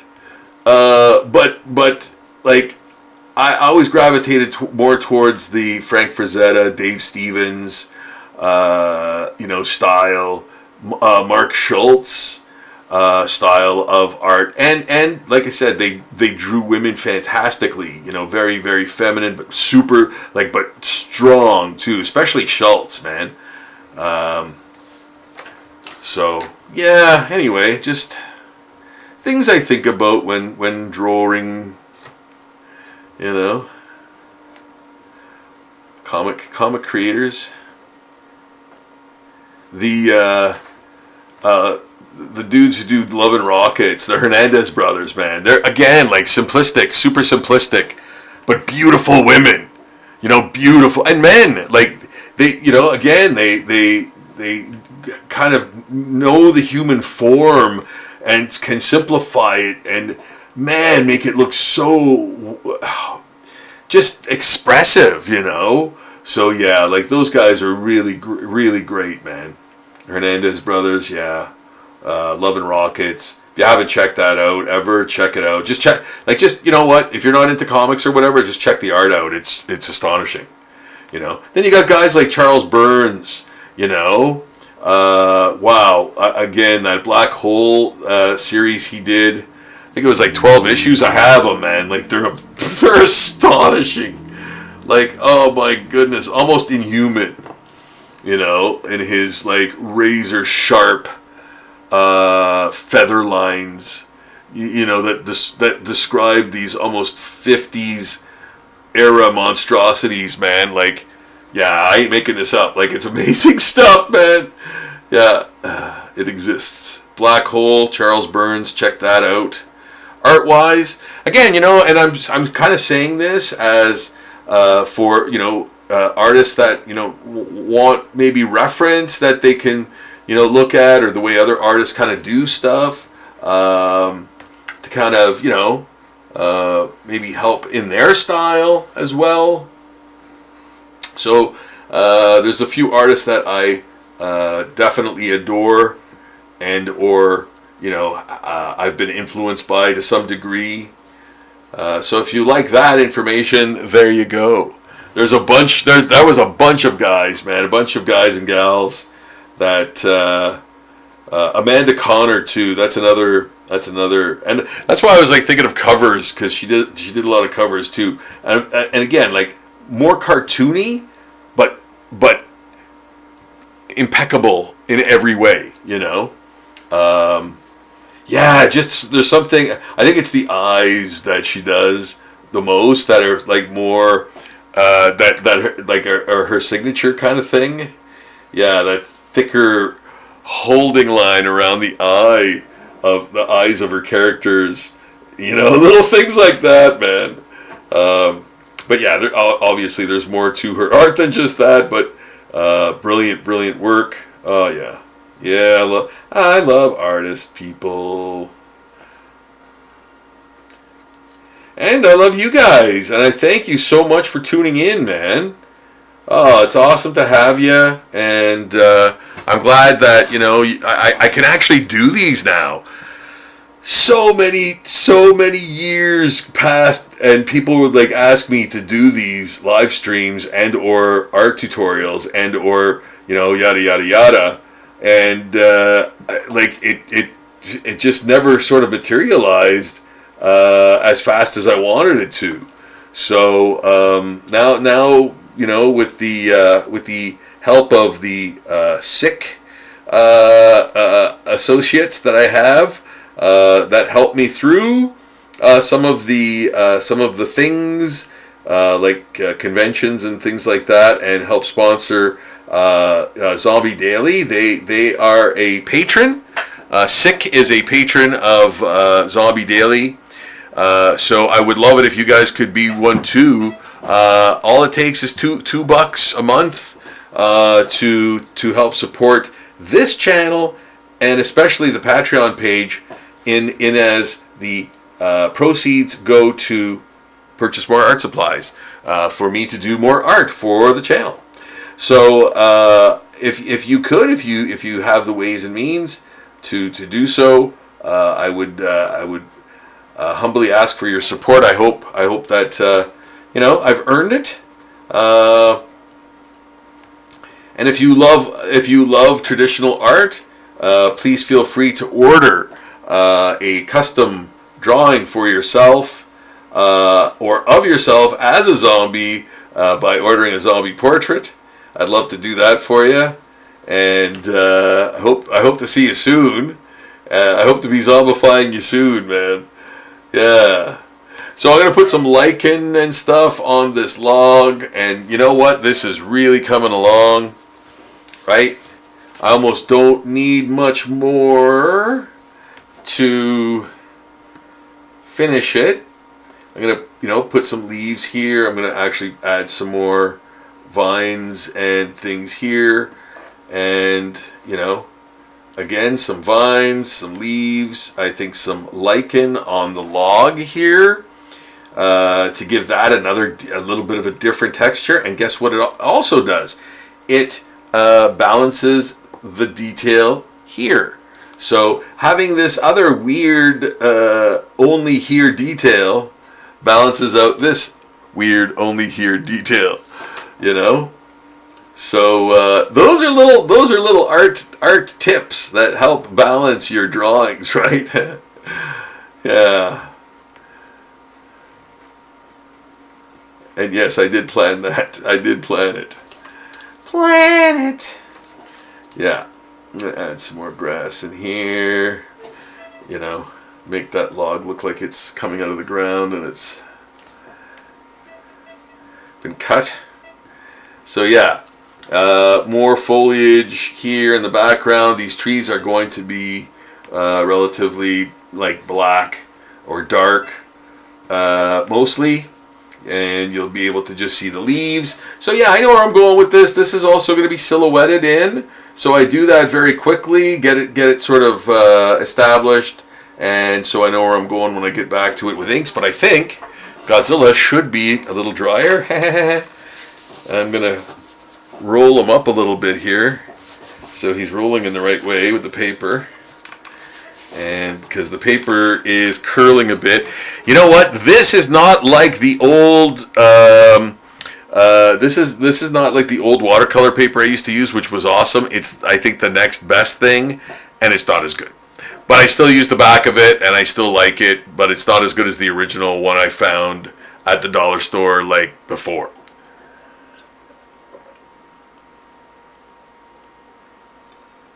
Oh, that's good. So yes, I am going to be now inking Godzilla, and I hope that's good, because otherwise I cannot see anything. Yeah, that should be good, eh, guys? Yeah, I think so. I think it should.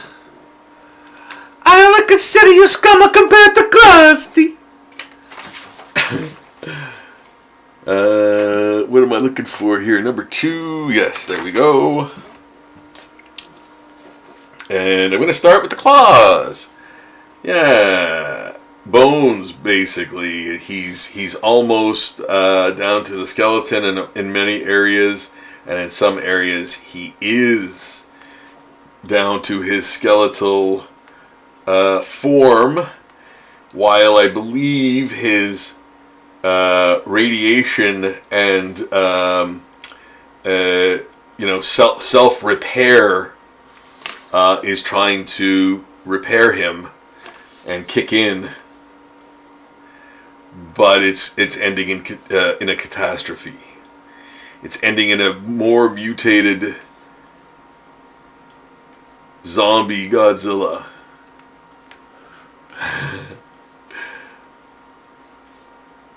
Yeah. Their final weapon against Godzilla backfired, and now they've got zombie Godzilla on their hands. Yeah.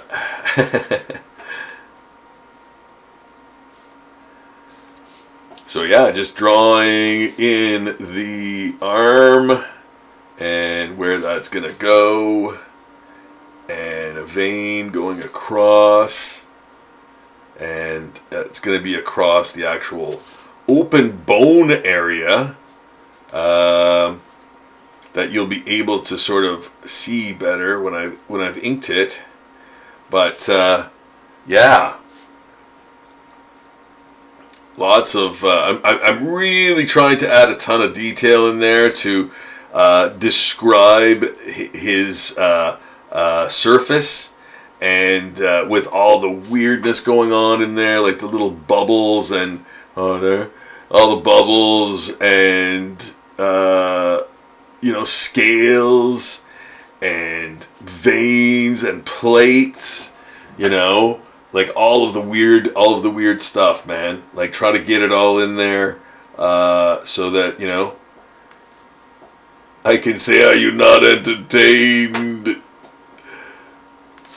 Yeah, like, you know what? I just like giving people a visual sort of, more visual excitement on the drawing, in the drawing. Yeah, man. Like, again, it's kind of like those, highly detailed dudes like Bisley and Jeff Darrow and many others. You describe a lot with your details and your textures and stuff, right? Your lines. So I try to explain as much as I can, and sort of have people raise an eyebrow and go, "Wow, there's a lot of detail." And I think that's too why people ask a lot, how long the drawings usually take. you know, because, you know, they kind of want to know, you know, how much work you kind of maybe put into these, you know, and if it's not that much, it's like, oh, you know, or if it's too much.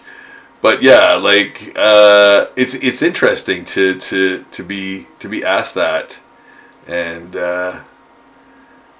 you know, it really does vary. It really does vary a lot with, you know, how complex the drawing is. You know, that's the main thing. And like I said, I think this Godzilla is probably gonna take 4 to 5 hours after all is said and done, because yeah, like there is a lot going on with the details in the fins. You know, there's a lot going on with you know, these scales, and like I said, all of those little bulges and bubbles and sort of weeping sores and like volcanic areas in his flesh, like all those details, man. I'm gonna put in. Like I really want this to.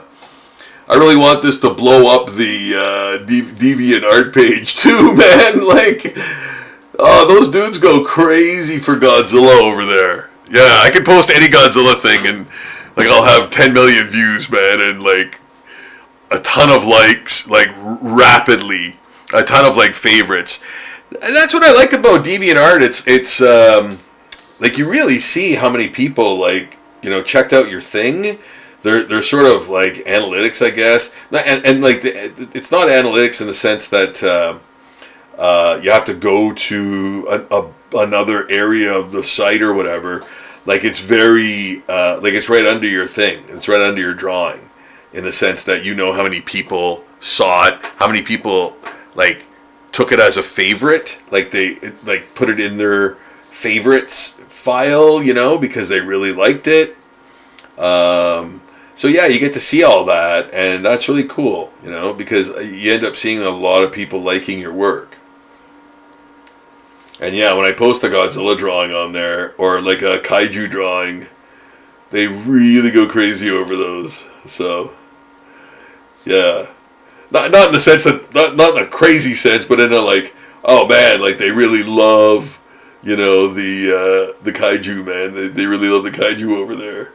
And who can blame them, man? Like, yeah, me too, man. Me too. Yeah, I'm down with that. I could draw zombie Godzillas for the rest of my life, man, and never get bored. Yeah. No, but I think there is the most, you get the most, like, love for your work.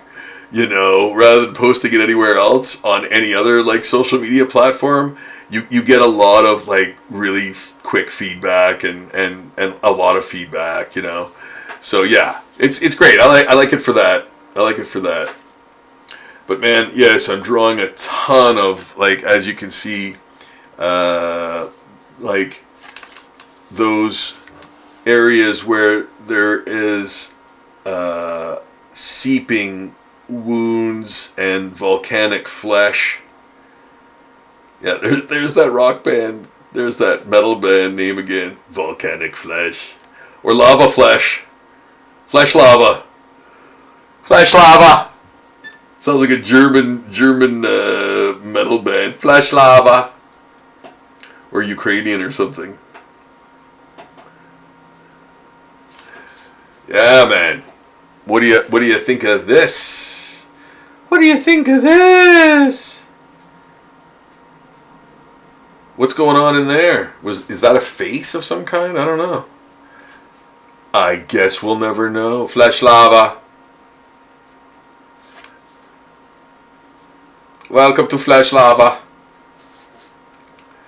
So I am inking Godzilla Minus One, and having a wonderful time doing it, and I hope you guys are having a great time watching. Thank you so much for watching. I would love it if you could please subscribe to the channel. That would be wonderful. Wow, that it really means a lot, guys. For real, for real. It's just that it kind of helps me get into the more rarefied air up in that echelon where the algorithm gods favor you, because you're reaching more people and people seem to like you. So if you seem to like me and you do enjoy the art lessons, the daily art, and review videos, and all the things I do, please feel free to subscribe to the channel, and check out that Patreon page. Yes, check out that Patreon page where all of the art that I do goes. That is the graveyard. You know what, guys? Here's the thing. Like, once I post something on there, like, it's likely I'll never post it anywhere again. So, like, that stuff, like, if you didn't see it the first time, that stuff is all new to you, which I'm sure, a lot of it is new to you. So check it out, man. Like, check it out. Do yourself a favor and look at some, art that is traditional art, that is pop culture inspired, that is, interesting and fun. And, enjoy it. Really enjoy it, guys. I do it for you. I do it for the fans of my work. And, getting more eyes on my work is kind of the dream goal, right? It's kind of the end result, or the pretty much the goal, man, of most artists. Definitely me, I'll tell you that much. I want to get more eyes on my work. I want to maybe entertain folks with the volume of work and the type of work that I do. And the fact that it's traditional and there won't be much of this type of art around very much longer. As I've said many times in my live streams, invest in art now before it all goes. Before all original art goes. You might think there's like an unlimited supply of it, but there ain't. And once, like, that is the final, I think that's one of the final frontiers, man. Because when AI, like, kind of, and it will make traditional art or whatever other kind of art obsolete in terms of like creating it, because no corporation's gonna like spend money on something they can do for free, so it'll be very rare that you'll have traditional artists doing stuff for anything, like for magazines, for comics. I have a feeling comics will last though, and that'll be the last bastion of like real art being created.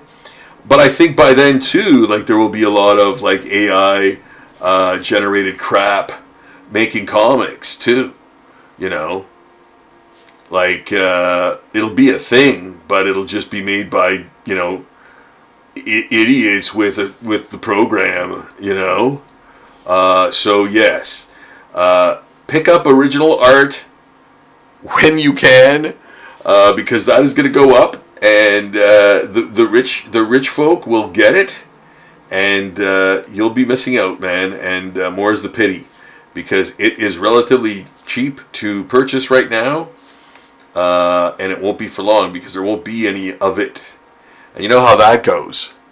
It's not like diamonds where there's like an unlimited supply, but no, we got to put this fake price on it that people will pay. It's not going to be like that, because art is going to be very like rare. Art done on actual paper, that sort of thing. Yeah. Bye now. Find an artist you like and see what they charge for their work, for originals. as you well know, all of these original drawings go to my Patreon page. So please check that out, guys. I am becoming weary.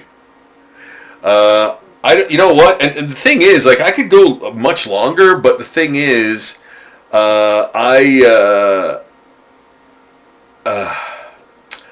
I need to take a kind of break, like a 5-minute break, and I don't want to like leave you guys hanging. You know, I don't want you to like be looking at dead air. So I'm gonna try to do a bit more, and then I'm gonna log off for the evening. But guys, we really got a lot of stuff done today. Like, I got this done like as we did the live stream. So I got this done, which is awesome. I got this done, which is really awesome. Like, I worked that whole thing out, and did the washes and started doing the inks, man. So yes, I did a lot on this for sure. Very happy with the results. So yeah, man, I'm really that's good. That's a lot. That's quite a bit, I think. You know, and I will probably be doing more, but yeah, I'm gonna try to do as much as I can, and then I'll log off. But I really want you guys to see I really want you to see the Godzilla, take shape a lot. I really want you to see that. So I'm gonna try to do a bit more. And then, you know what? The next time I do a live stream, I'll finish the Godzilla. So I'm going to use green, gray, blue, and green on this insect. And I'm going to probably use a bit of brown. But here we go with the... Just, you know what, because this insect is so, like, slight and thin, I'm not going to necessarily do a gray wash also. I'm just going to go right to whatever color I want it to be, which is going to be varied, you know. I'm going to add some color on top after, but for now, everything's kind of going to be, you know, a mix and match of blues and grays and browns, and that's going to be the general color of him. Yes. So, and the wings I'm going to do more probably cool gray just inside there, and leave some room for holes and rips and tears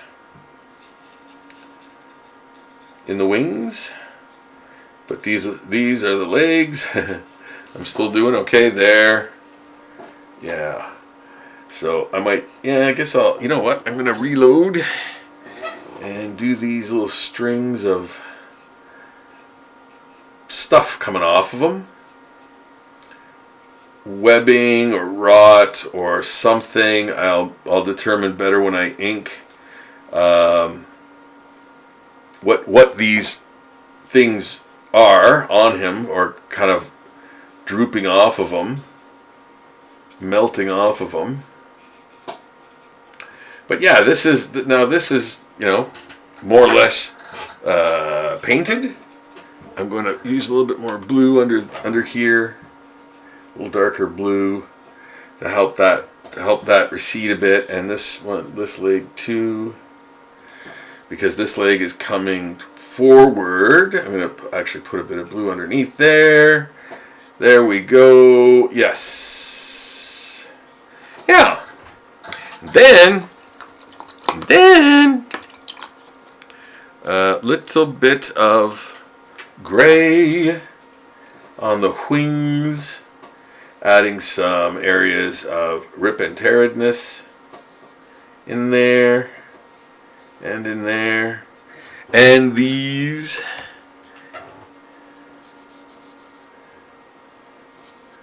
a little more ephemeral than the body. Just a wee. There. Yeah. You have about 2 seconds to move stuff with watercolor, and then after that, it's over. It's in there. So there's that. There's the boog. There's the bug. I'm gonna head back to Godzilla because I'm sure you all came for Godzilla. If you saw any of the socials I posted earlier, I think I said, yeah, I'm doing zombie Godzilla. So here, let me get closer. I'm gonna add more to his dorsal fins here. Some more detail. Does this help?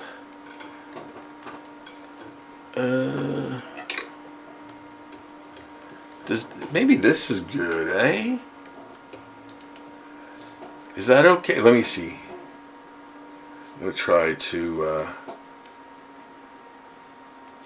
draw some detail here. Yeah, I think that's, you guys can see that. Maybe not. How about this? No, that's worse.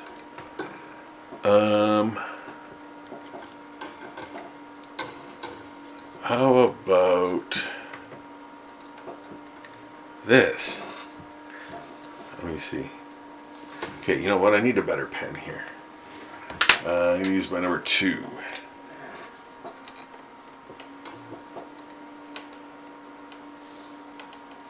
Yeah, let's see. How's this? No, you could still, you can't see me drawing, right? How about this? Yeah, okay, there you go. Okay. Yeah, I didn't want to, show you just by hand and then, not showing you how I'm doing the inking. I'm doing the inking kind of just haphazardly and spontaneously. But as I said, I put down the basis of it, so, I kind of know where I'm going. There's weird ridges and spikes in it too, so I'm adding those kind of details as I go, but I have the basis, obviously, that I've, penciled at length, and I really wanted this one to be, specifically Godzilla Minus One zombie to be really good, So I'm trying to put in the extra effort to add more detail and showing the structure and the texture of his skin and the scale, like the rather fins and spikes and stuff, and show like there's little bubbles and blisters and like seeping wounds and things like that. It all adds to the texture, man, and the story. Like, it adds to the kind of story. Like, it kind of tells you how this Godzilla got here. Like, it was probably some sort of like nuclear mishap or something of that nature. Based on the details, like in its skin and things of that nature. So I might actually draw like smoke coming from them or something. I don't know. I haven't decided that yet. I kind of wanted this to be a drawing, like a total drawing, and put buildings in the front, but I like doing the singular characters in this format more. And without tons of detail in the background. I like just the plain white for these kinds of drawings, because these are small. This is an 8x10 piece of paper, and I'm doing like just Godzilla's like torso basically. I'm not doing his legs or tail. Like, the tail is like such a huge part of Godzilla. And I'm not doing it at all. I might maybe show it come out there. I don't know. I doubt it, but I'll maybe try. But if you're just tuning in, I'm welcoming you into my studio where I do all my drawings of zombies, all my zombie portraits. This is where all of the art comes from. My drawing table. Finally, I'm able to show you guys how I do my work. And for so many years, people have been asking me to do this, and finally I'm capable of doing it. Thanks to the SICK organization, and they really helped me get this studio part going, the live streams going, and I really appreciate that. It brings me to you guys and live, and I love that. I love drawing, live, and I love sort of talking about the art too. And if any of you have any questions about art, drawing, industry, going to conventions, things of that nature, let me know. Even being a teacher or anything like that, I was a actual art teacher for a while at the college level too. In fact, I was a teacher from kindergarten to 6. And then college. So yeah, I taught art in some way, shape, or form, or was a mentor to artists hired by the school, or worked in the Learning Through the Arts program. I've done a lot of stuff in my years as an artist. So yeah. Lots of experience, guys. So if you want to ask me any questions about that experience, let me know in the comments. I'm going to check, see if anyone piped in. Candy Cover, before you go, are you going to be at the Comic-Con on the 2nd? Candy Cover, which Comic-Con? In Sudbury? Or which Comic-Con were you referring to on the 2nd? I'm assuming that's in August. August 2nd? Comic-Con? I don't know. I'm not sure which Comic-Con you're referring to. But let me know in the comments. I'll stay on. I'll stay on for a bit, and let me know because if there's a Comic-Con going on, maybe I'll do it, because I don't think I'm booked August 2nd. So I don't mind. I'll get back to the chat in a few minutes there. See if you responded. But I'm currently not doing a Comic-Con on the 2nd, I'm assuming, of next month, August. But let me know which one you're referring to, and maybe I will go to it. I'll find out if there's still spots, vendor spots, or artist spots, or whatever, and maybe. But yeah, let me know in the comments there. You can chat. I think you can just ask me the question in chat, and I'll answer it. But I do not believe I'm doing a Comic-Con August 2nd currently anywhere. But if you give me the details of the one you're referring to, then maybe I will. Maybe I will, Millhouse. Maybe I will. So yeah, I love doing cons. So I really do. And if you want to see the review of my latest con, it is just up here in the videos section. Not the live section, but the video section. There's a bunch of videos there, tons of videos. I think I'm at 140 videos, and I've got about 16 live videos now. So yeah, there's lots of material there. I did a review of the latest con that I went to. That was just 2 days ago. And that was in Quebec at Rouyn-Noranda. So I did a review of it in the video section if you guys want to check that out too.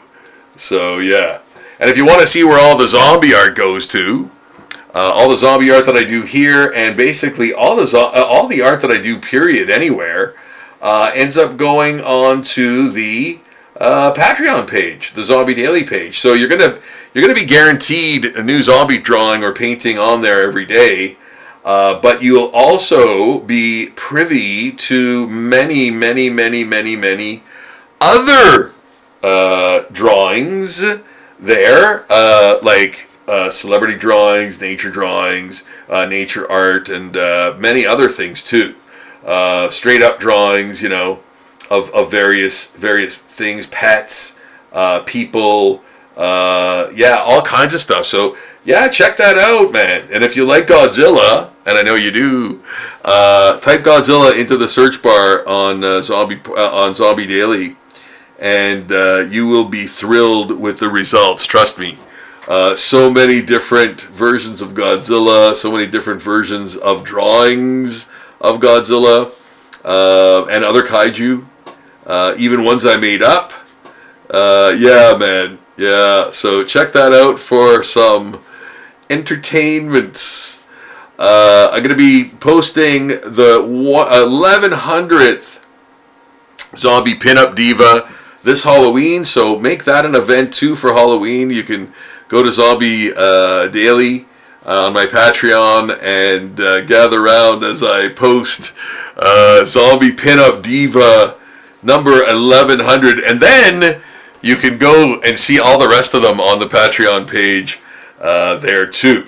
So yes, that is happening. That's going to happen on Halloween. I'm working towards it. This was another one I did earlier, just adding more details to it and stuff. I've got a few on the go, of course, and I'm working hard to make that goal, man. I'm working hard to make that goal.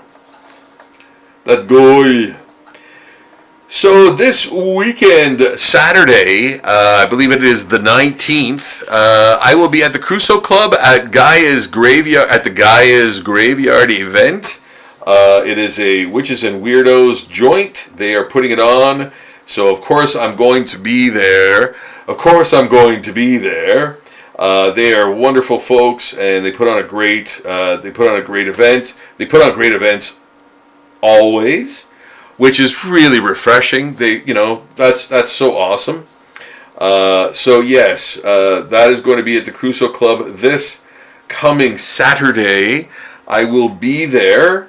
So if you want to see me and say hi, and I'll be drawing some stuff. No doubt. I will be drawing some stuff. I will probably be doing some new Pokémon. I think these are the only two I have left to kind of finish from the previous array of Pokemon drawings. So I'll probably do some new ones, and you'll probably see me do that this week on a live stream, because I definitely want to do a comic one for you guys with the new comic page from Cape Fear 2. Man, Cape Fear 2, speaking of which, I sold a heck of a lot of those at the con this weekend. Wow. I was not expecting them to sell at all, because we were in Quebec, and they speak a different language there. So yeah, I wasn't expecting any Cape Fear or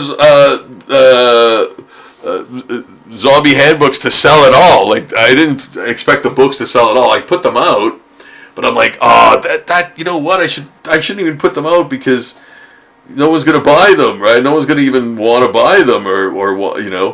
But oh my goodness, people, I sold so many of them there. I was like, what? Man, you think you know a thing. You think you know, you've had the experience enough to sort of call it, but you never know what's going to happen, man. It's always a mystery. And you know what? It's always good to try to be as prepared as possible. I learned a lot this past weekend, man. I'm old and I'm still learning stuff. That's insane, But yeah, when it comes to cons, you sometimes don't know what you're getting, sort of going to be faced with. So it's kind of good to, really prepare, and I kind of wasn't. But it was difficult to to prepare for the craziness. Just listen, watch the review. You'll know what I'm talking about. Yeah. Is that a good angle? Is that a good angle? Yeah, I like that angle. I look like a ghoul. Yeah, sorry guys. I don't have a better figura. Look away. Look away. So, man, just creating some nice, cool, crazy, silly, fresh details in here. And, like, they are very different from Godzilla Minus One, because he had way more angular, sharp, weird, like the ones I'm literally drawing right now. Kind of plates or scales or whatever, but I'm adding the sort of boils and lava flesh. It's lava flesh.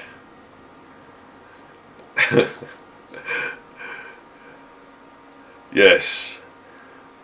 All kinds of weird shapes and descriptive texture lines. Getting all jiggy with it, man. Yeah. And you want to be descriptive too. You want to give those.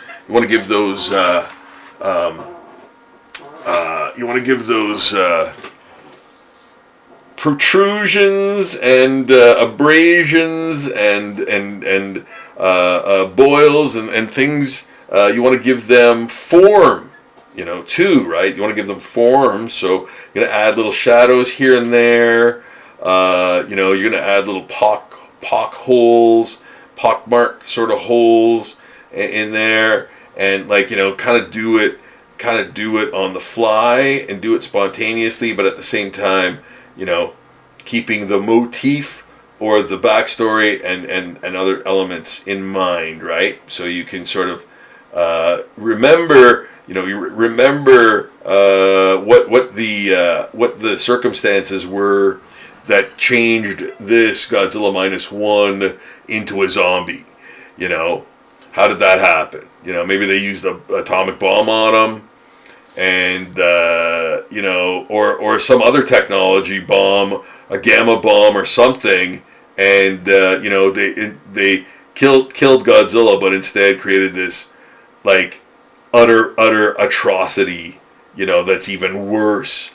Like, his death ray is literally that. It not only annihilates stuff, but anything that's close to it, within a certain radius or whatever, it just dies, just withers and dies, because it's the personification of death, in this form, So that's what it's become. That's what it's come to. That's what it's become, man. I think that might be a bit better, I hope. Yeah. I was noticing some kind of weirdness going on with the picture. I hope that wasn't happening with you guys too. But maybe I was too close, and it was kind of doing a weird little pulse thing there. But I think it's better now, and you can still see me ink in the areas, which is what I'm kind of doing right now. And guys, if you want to order a custom drawing, original custom drawing, go to my Zombie Portraits page. Go to Contact Us. It is there in the bottom corner, and you will be talking to me directly within probably that same day, most likely that same day. And let me know what you'd like. character-wise, or if you want a zombie portrait, you can just literally order one right from there. I think it's like a one-step, thing. You send the photo and the payment all in one step, and I will contact you when I get that immediately. And then you get the zombie portrait within a probably week done. And mailing time is the only unknown quotient in that whole process. But yeah, your portrait order is tracked as well, in the mail. So you're gonna get it, or I get it back, or under whatever circumstances. So I think that's only failed me once in 10,000 zombie drawing orders. So that was a negligible thing, but man, I've had an almost an absolutely impeccable track record in that.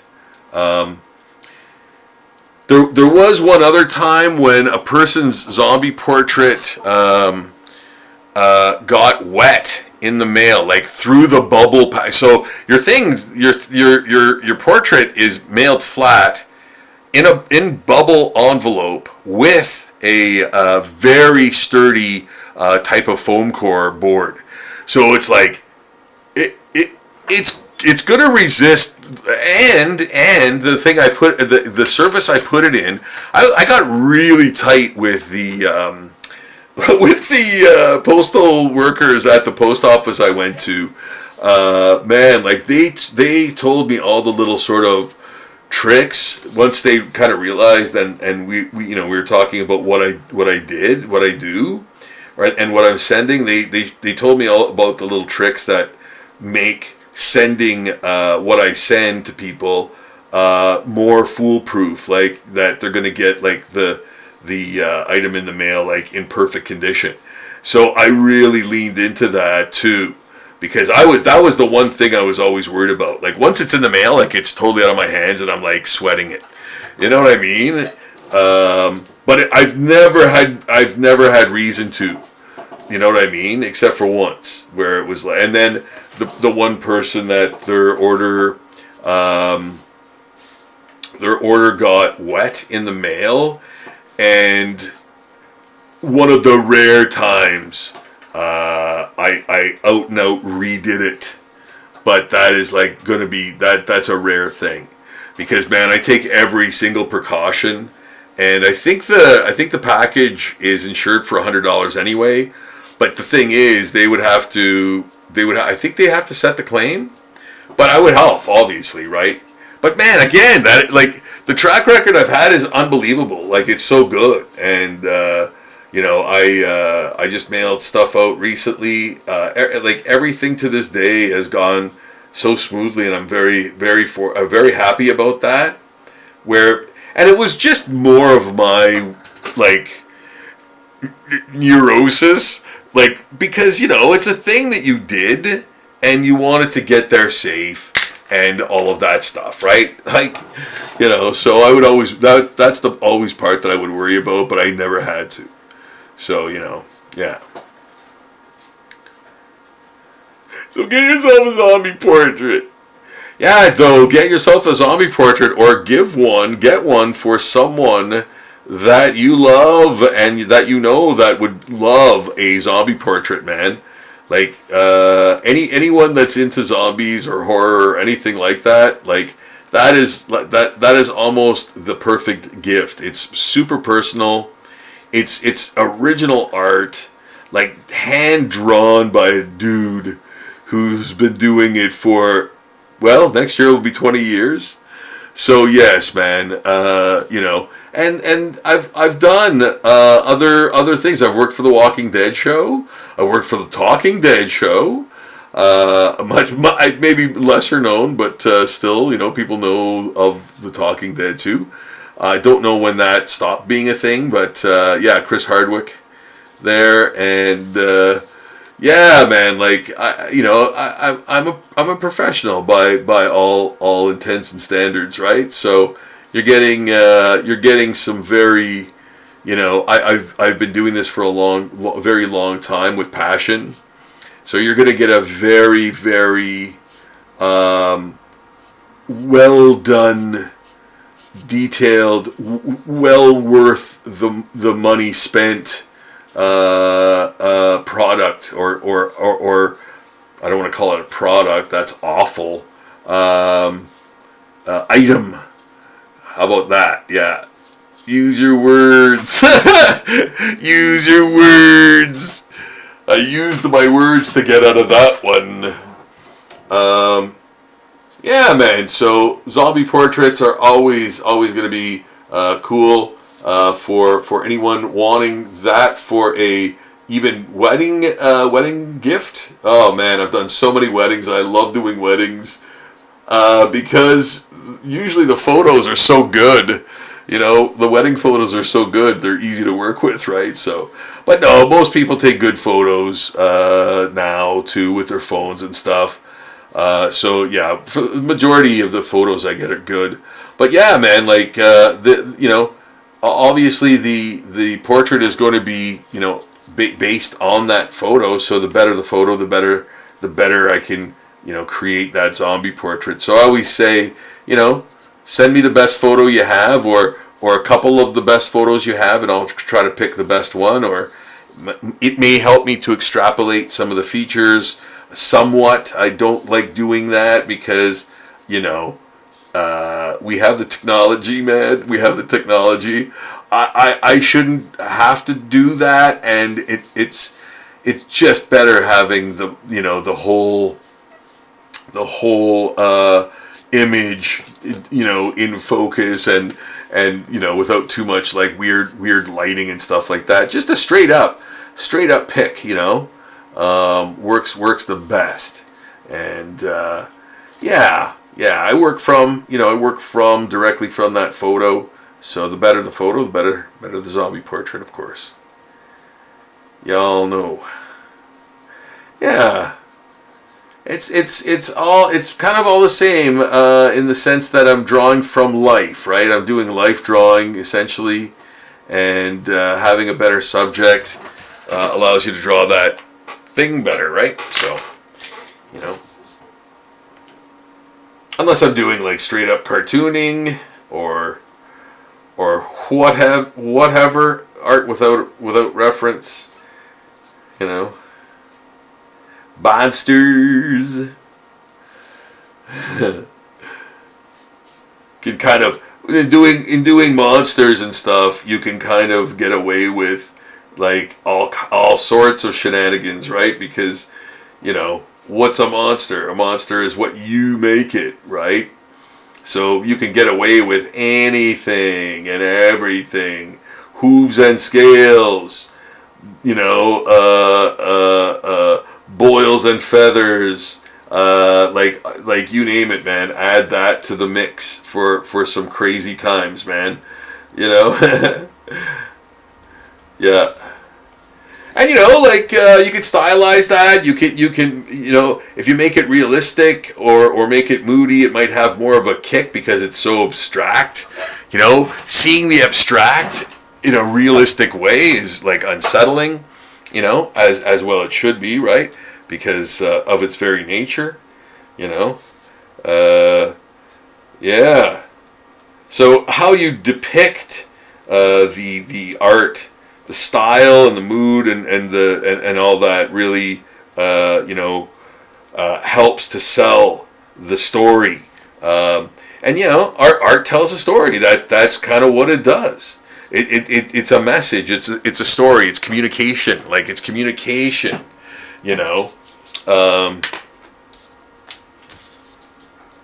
So the better you communicate, the more you'll be heard, the more your art will be heard by more people, right?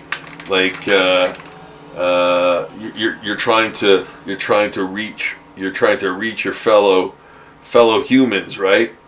With expressing yourself through your art. right? So in this kind of art too, like, this is more illustrative. So I'm illustrating more, and it's more straight up illustration. It's like less in the creative sense that it's, an abstract painting or a Mondrian pattern or whatever. Like, this is a straight up drawing. So I'm using all the little tricks, art tricks, and inking styles and things to create a nice visual, and that expresses myself too in the art. Like, that expresses myself, my interests, the things that I enjoy, and so on with this type of illustration, right? So, and a lot of times it's great because I'll do cons. And when I reach more people and people are digging my work, then it's like we have commonality. They like my work, so that's great. Without words, right? They're already sort of enjoying my stuff. So that's kind of a communication in itself, right?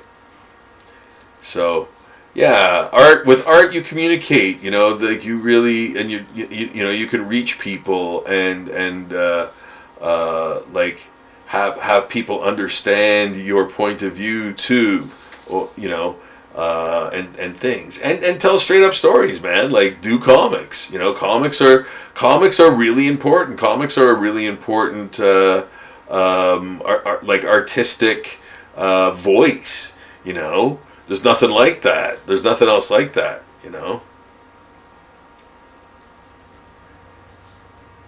And that's why I love comics so much. I love that medium because there is really nothing else like comics on Earth. Like, and you could say like, oh well, there's nothing like hockey on Earth or whatever. But it's like, well, hockey is great, but it's a sport. It's an organized sport with teams, and there's lots of those. Not slighting sports. Sports are great, but again, comics are comics. There's nothing really else like that. That artistic medium, that storytelling medium. So I think comics are super important, and they're such a great visual language, and I hope they continue to be. Like, I think I'm always gonna do comics in some way, shape, or form. Like, I'm really heavy into the Cape Fear 2 right now, as you will see this week. I will be doing another live stream with the Cape Fear stuff going on, Cape Fear comic stuff going on. You'll be seeing that happening. I love doing comics, but they just are very time consuming and they're hard. Reference wise too. I use a lot of reference in my stuff. I kind of want to get it right, and it's just very time consuming. Totally worth it though, but very time consuming. And then there's the publishing of them. What to do with the publishing of it. Like, do you pay for it yourself? Do you crowdfund it? Like, do you sniff around for a publisher? Like, what do you do? In the past, I could always I tanked that one. You can always depend on the kindness of strangers. So I did crowdfunding, and thankfully, was able to print, copies of Cape Fear, Power Struggle. The second volume 2, the second printing rather, the second printing, because the first printing sold out, man. And I like the actual second printing really like a lot because it's slicker. It's I think it's even more compact a bit. It was just wonderfully printed. So I think I still have a number of them, but man, like this weekend at that Rouen Con, I sold a bunch. Well, I kind of mentioned that earlier, but yeah, it was nuts.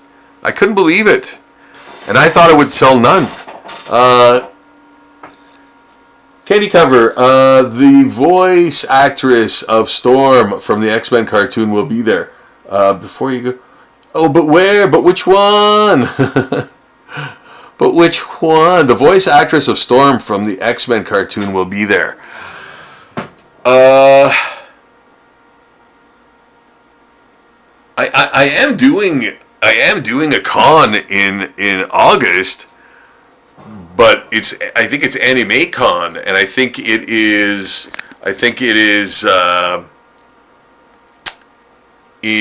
can't remember where it is now. I think it's taking the place of Cottage Country Con, so I think it's in Cottage Country. I believe it's at a mall though, which actually I like because I've done very well at mall cons or events. I think a lot of people do because kind of people are there already and maybe don't even know that there's an event going on, and when they see it, they're like, "Oh, cool!" and they might purchase your wares or be interested in your art or whatever, right? So, yeah, I'm doing another one in, I believe, on November 18th, I think, at the Hanmer Valley Shopping Center. Which, man, really, that's amazing. Like, I did so well at the last one that they had, which was the first one I'd ever gone to, and I think their first one, if I'm not mistaken. But man, that was did not expect that to be so good, and it was on one of the coldest days of the year. My car didn't start initially, and then I was going to go in to call the organizer and say I couldn't go or I wouldn't be there. And I did some things. I did some under the hoods things. I don't know what I did, but no, I did. And then the car started. I had it plugged in all night. So drove the, I think, 34 kilometers to the mall, to the venue or whatever, and one of my tables shattered under its own weight. Yeah, I got it to stand during the day, but when I tried folding it back, it literally fell apart, like crumbled. So yeah, things that happens at cons is yeah, crazy stuff. I really love this arm here. I'm going to try to keep all the goodness intact. I really love the way the arm looks, and I think I love the spikes that are coming off of it, and the fact that a lot of it's going to be in shadow, or some of it's going to be in shadow here, which will really emphasize that that chin, that head, the head that's like, angry, super angry, man. Like, adding some more teeth.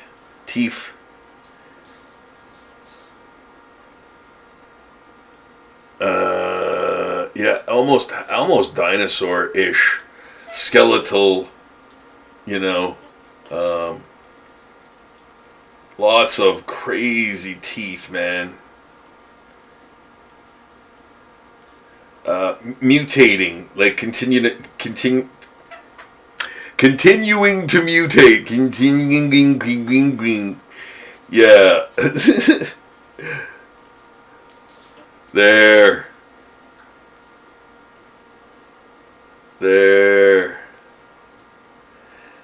right on, all right, there we go. Yeah, how about this?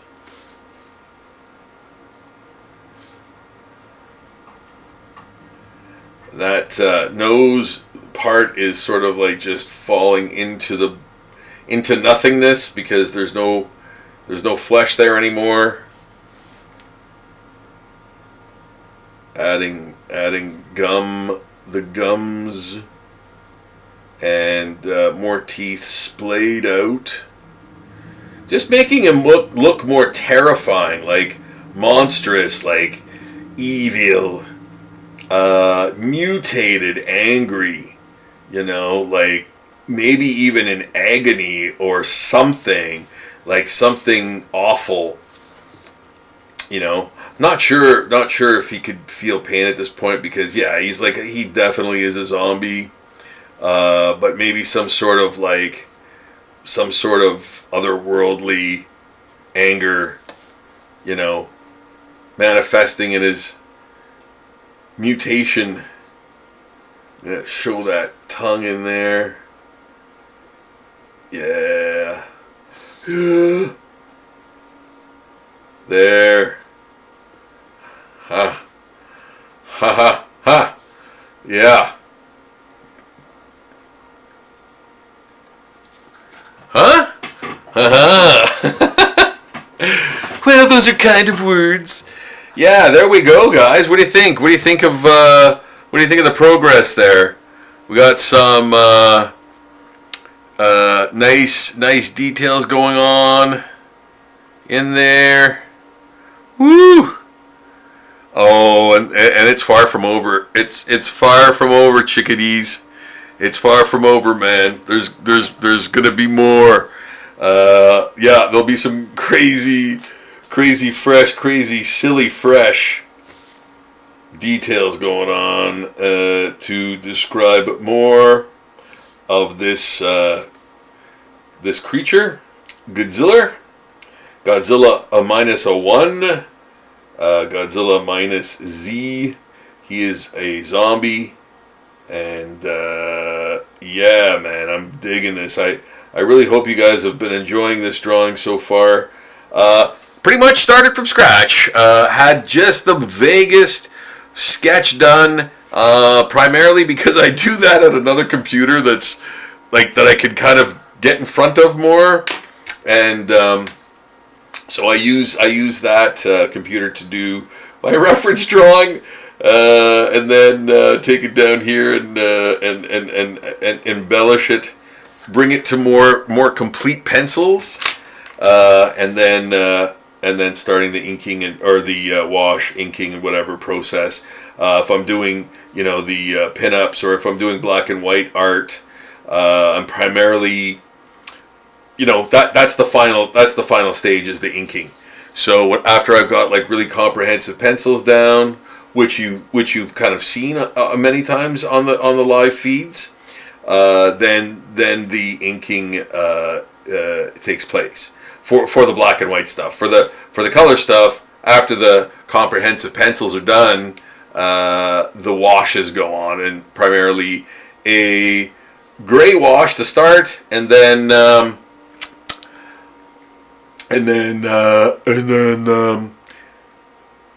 other colors on top of that gray.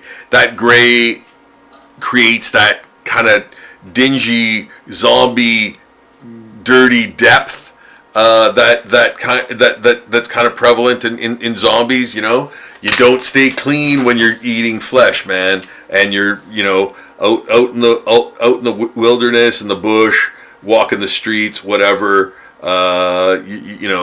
You're susceptible to being extremely dirty, especially if you came out of the ground. So obviously you're going to be covered in dirt, grass, leaves, maybe insects and other things, and the dinge.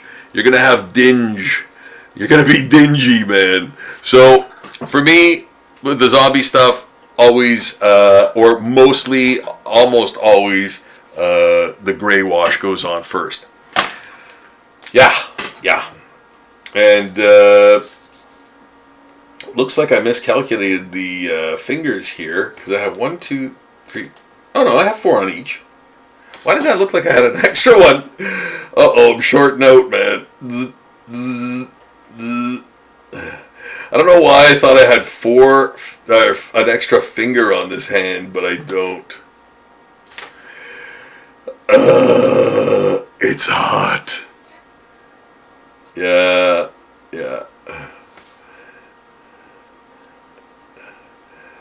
So I'm adding more contrast to this area, and in doing that, as I'm doing that, you can see I'm using some nice. I'm using the side of this pen to create some nice thick lines in there. If you can see, they are nice. They're thicker and bolder, kind of like the Terry Austin inking on John Byrne's pencils for when those cats did X-Men back in the, I guess, 70s, 80s. Kind of. Oh, I don't know. Revolutionized comic art again. For the guys to come. Rob Liefeld and McFarlane and those guys kind of used, Art Adams and Byrne and Austin to sort of, base their art style on, because they kind of invented that super slick, nice. Terry Austin especially, his inking was incomparable. And man, when he inked over George Perez. Woo! Another home run, man. You can't deny those guys were astonishing. So more artists that I really love. John Byrne and Terry Austin. Their work on Uncanny X-Men was uncanny and incredible work. So influential to comic art back then,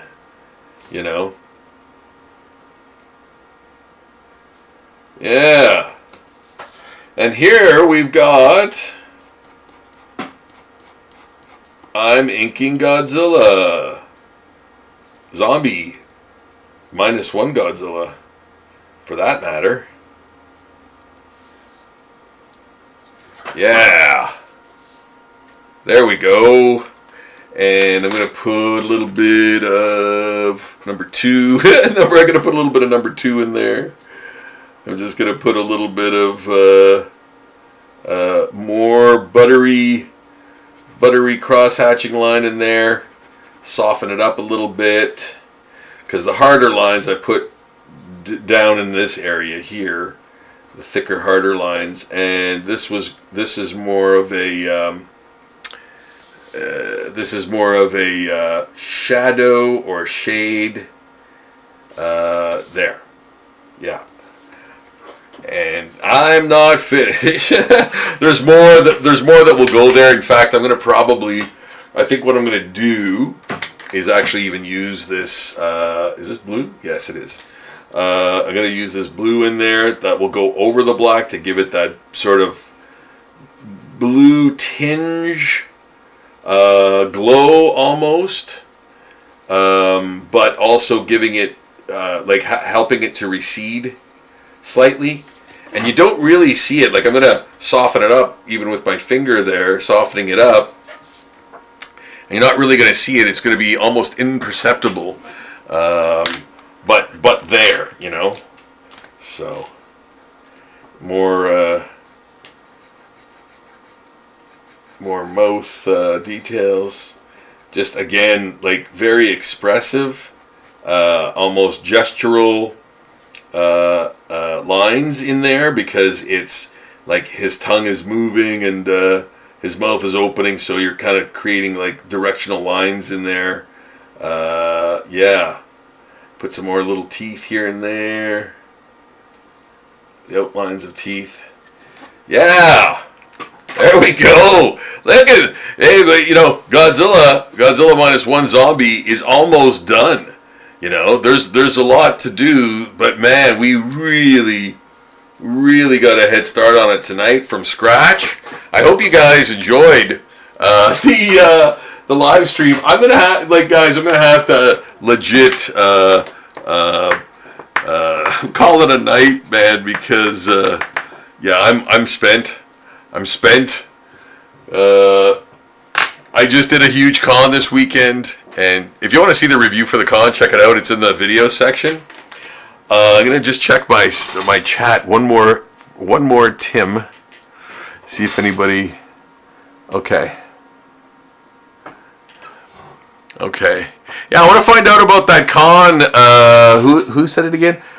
Candy cover. I want to find out about that con that you were alluding to, asking me if I was going to. I currently don't. I don't think I'm booked for that date, so I don't think I'm going to whichever con that you were mentioning. But please, if you want to give me more details on it, I will check it out and see if I can go to it. Because I do enjoy going to cons. I do enjoy going to cons hither and yon all across Ontario, and as this weekend showed, even Quebec. Province of Quebec went there to Rouen-Noranda and did the first Rouen Con. Like I said, if you want to see the review for that, I just did that this afternoon. Was there on the weekend, and so the review is very fresh, and it's one of the craziest reviews I've ever done because it was one of the craziest cons. Very interesting. Check that out if you have the time. And find out what cons are all about too. I've done many convention reviews, by the way. So if you guys want to check that out, if you're interested in going to cons or vending at cons, there's a few that I recommend, and there's a few that I do not recommend. So yeah, please do check that out if you want to learn more about conventions and stuff around Ontario, and just even information on conventions like do's and don'ts. I do expound on a lot of details in my reviews too, primarily as an artist, in the perspective as an artist. So if you are going to cons as an artist, things you should maybe consider, suggestions that I give for that. And yeah, so check those out on the live streams and on the reviews. I do talk about conventions a lot and how to maneuver in them because I know they're important. I know they're important to a lot of people, and I do talk about money. I know people don't like talking about money, but I do like talking about money. And if you make money, that's what you're at a con for, right? And you want to make money there. So that should be a goal. I don't think it should be the only thing, but there's way more to that than me just saying like, oh yeah, you want to make money. Sure you do, but there are other purposes for cons, and there's ways to, kind of there are items you can bring that will be easier to sell for you to make money. And give you more exposure and a lot of other things. So yeah, if you want to check those out, if you have any other questions, if you have questions about, do's and don'ts of being an artist or a vendor at conventions, pop art conventions, let me know, and I will give you the lowdown on my experiences anyway, and hopefully that does help, And art. And art, because, oh yes, I'm an artist guy. And you know what, guys? I wouldn't be doing these if I didn't have the experience of various forms of the art industry, from being a teacher to an illustrator to a writer to, oh my goodness, like art director, gallery art person, comic book artist, man, like you name it, I've kind of done it in the world of art. I do like workshops too for at-risk youth and other organizations as well. So go in there and do zombie portraits and kind of discuss the therapy of art, being an artist and creating art to folks all around too. So yeah, man, I've done, and then of course cons too.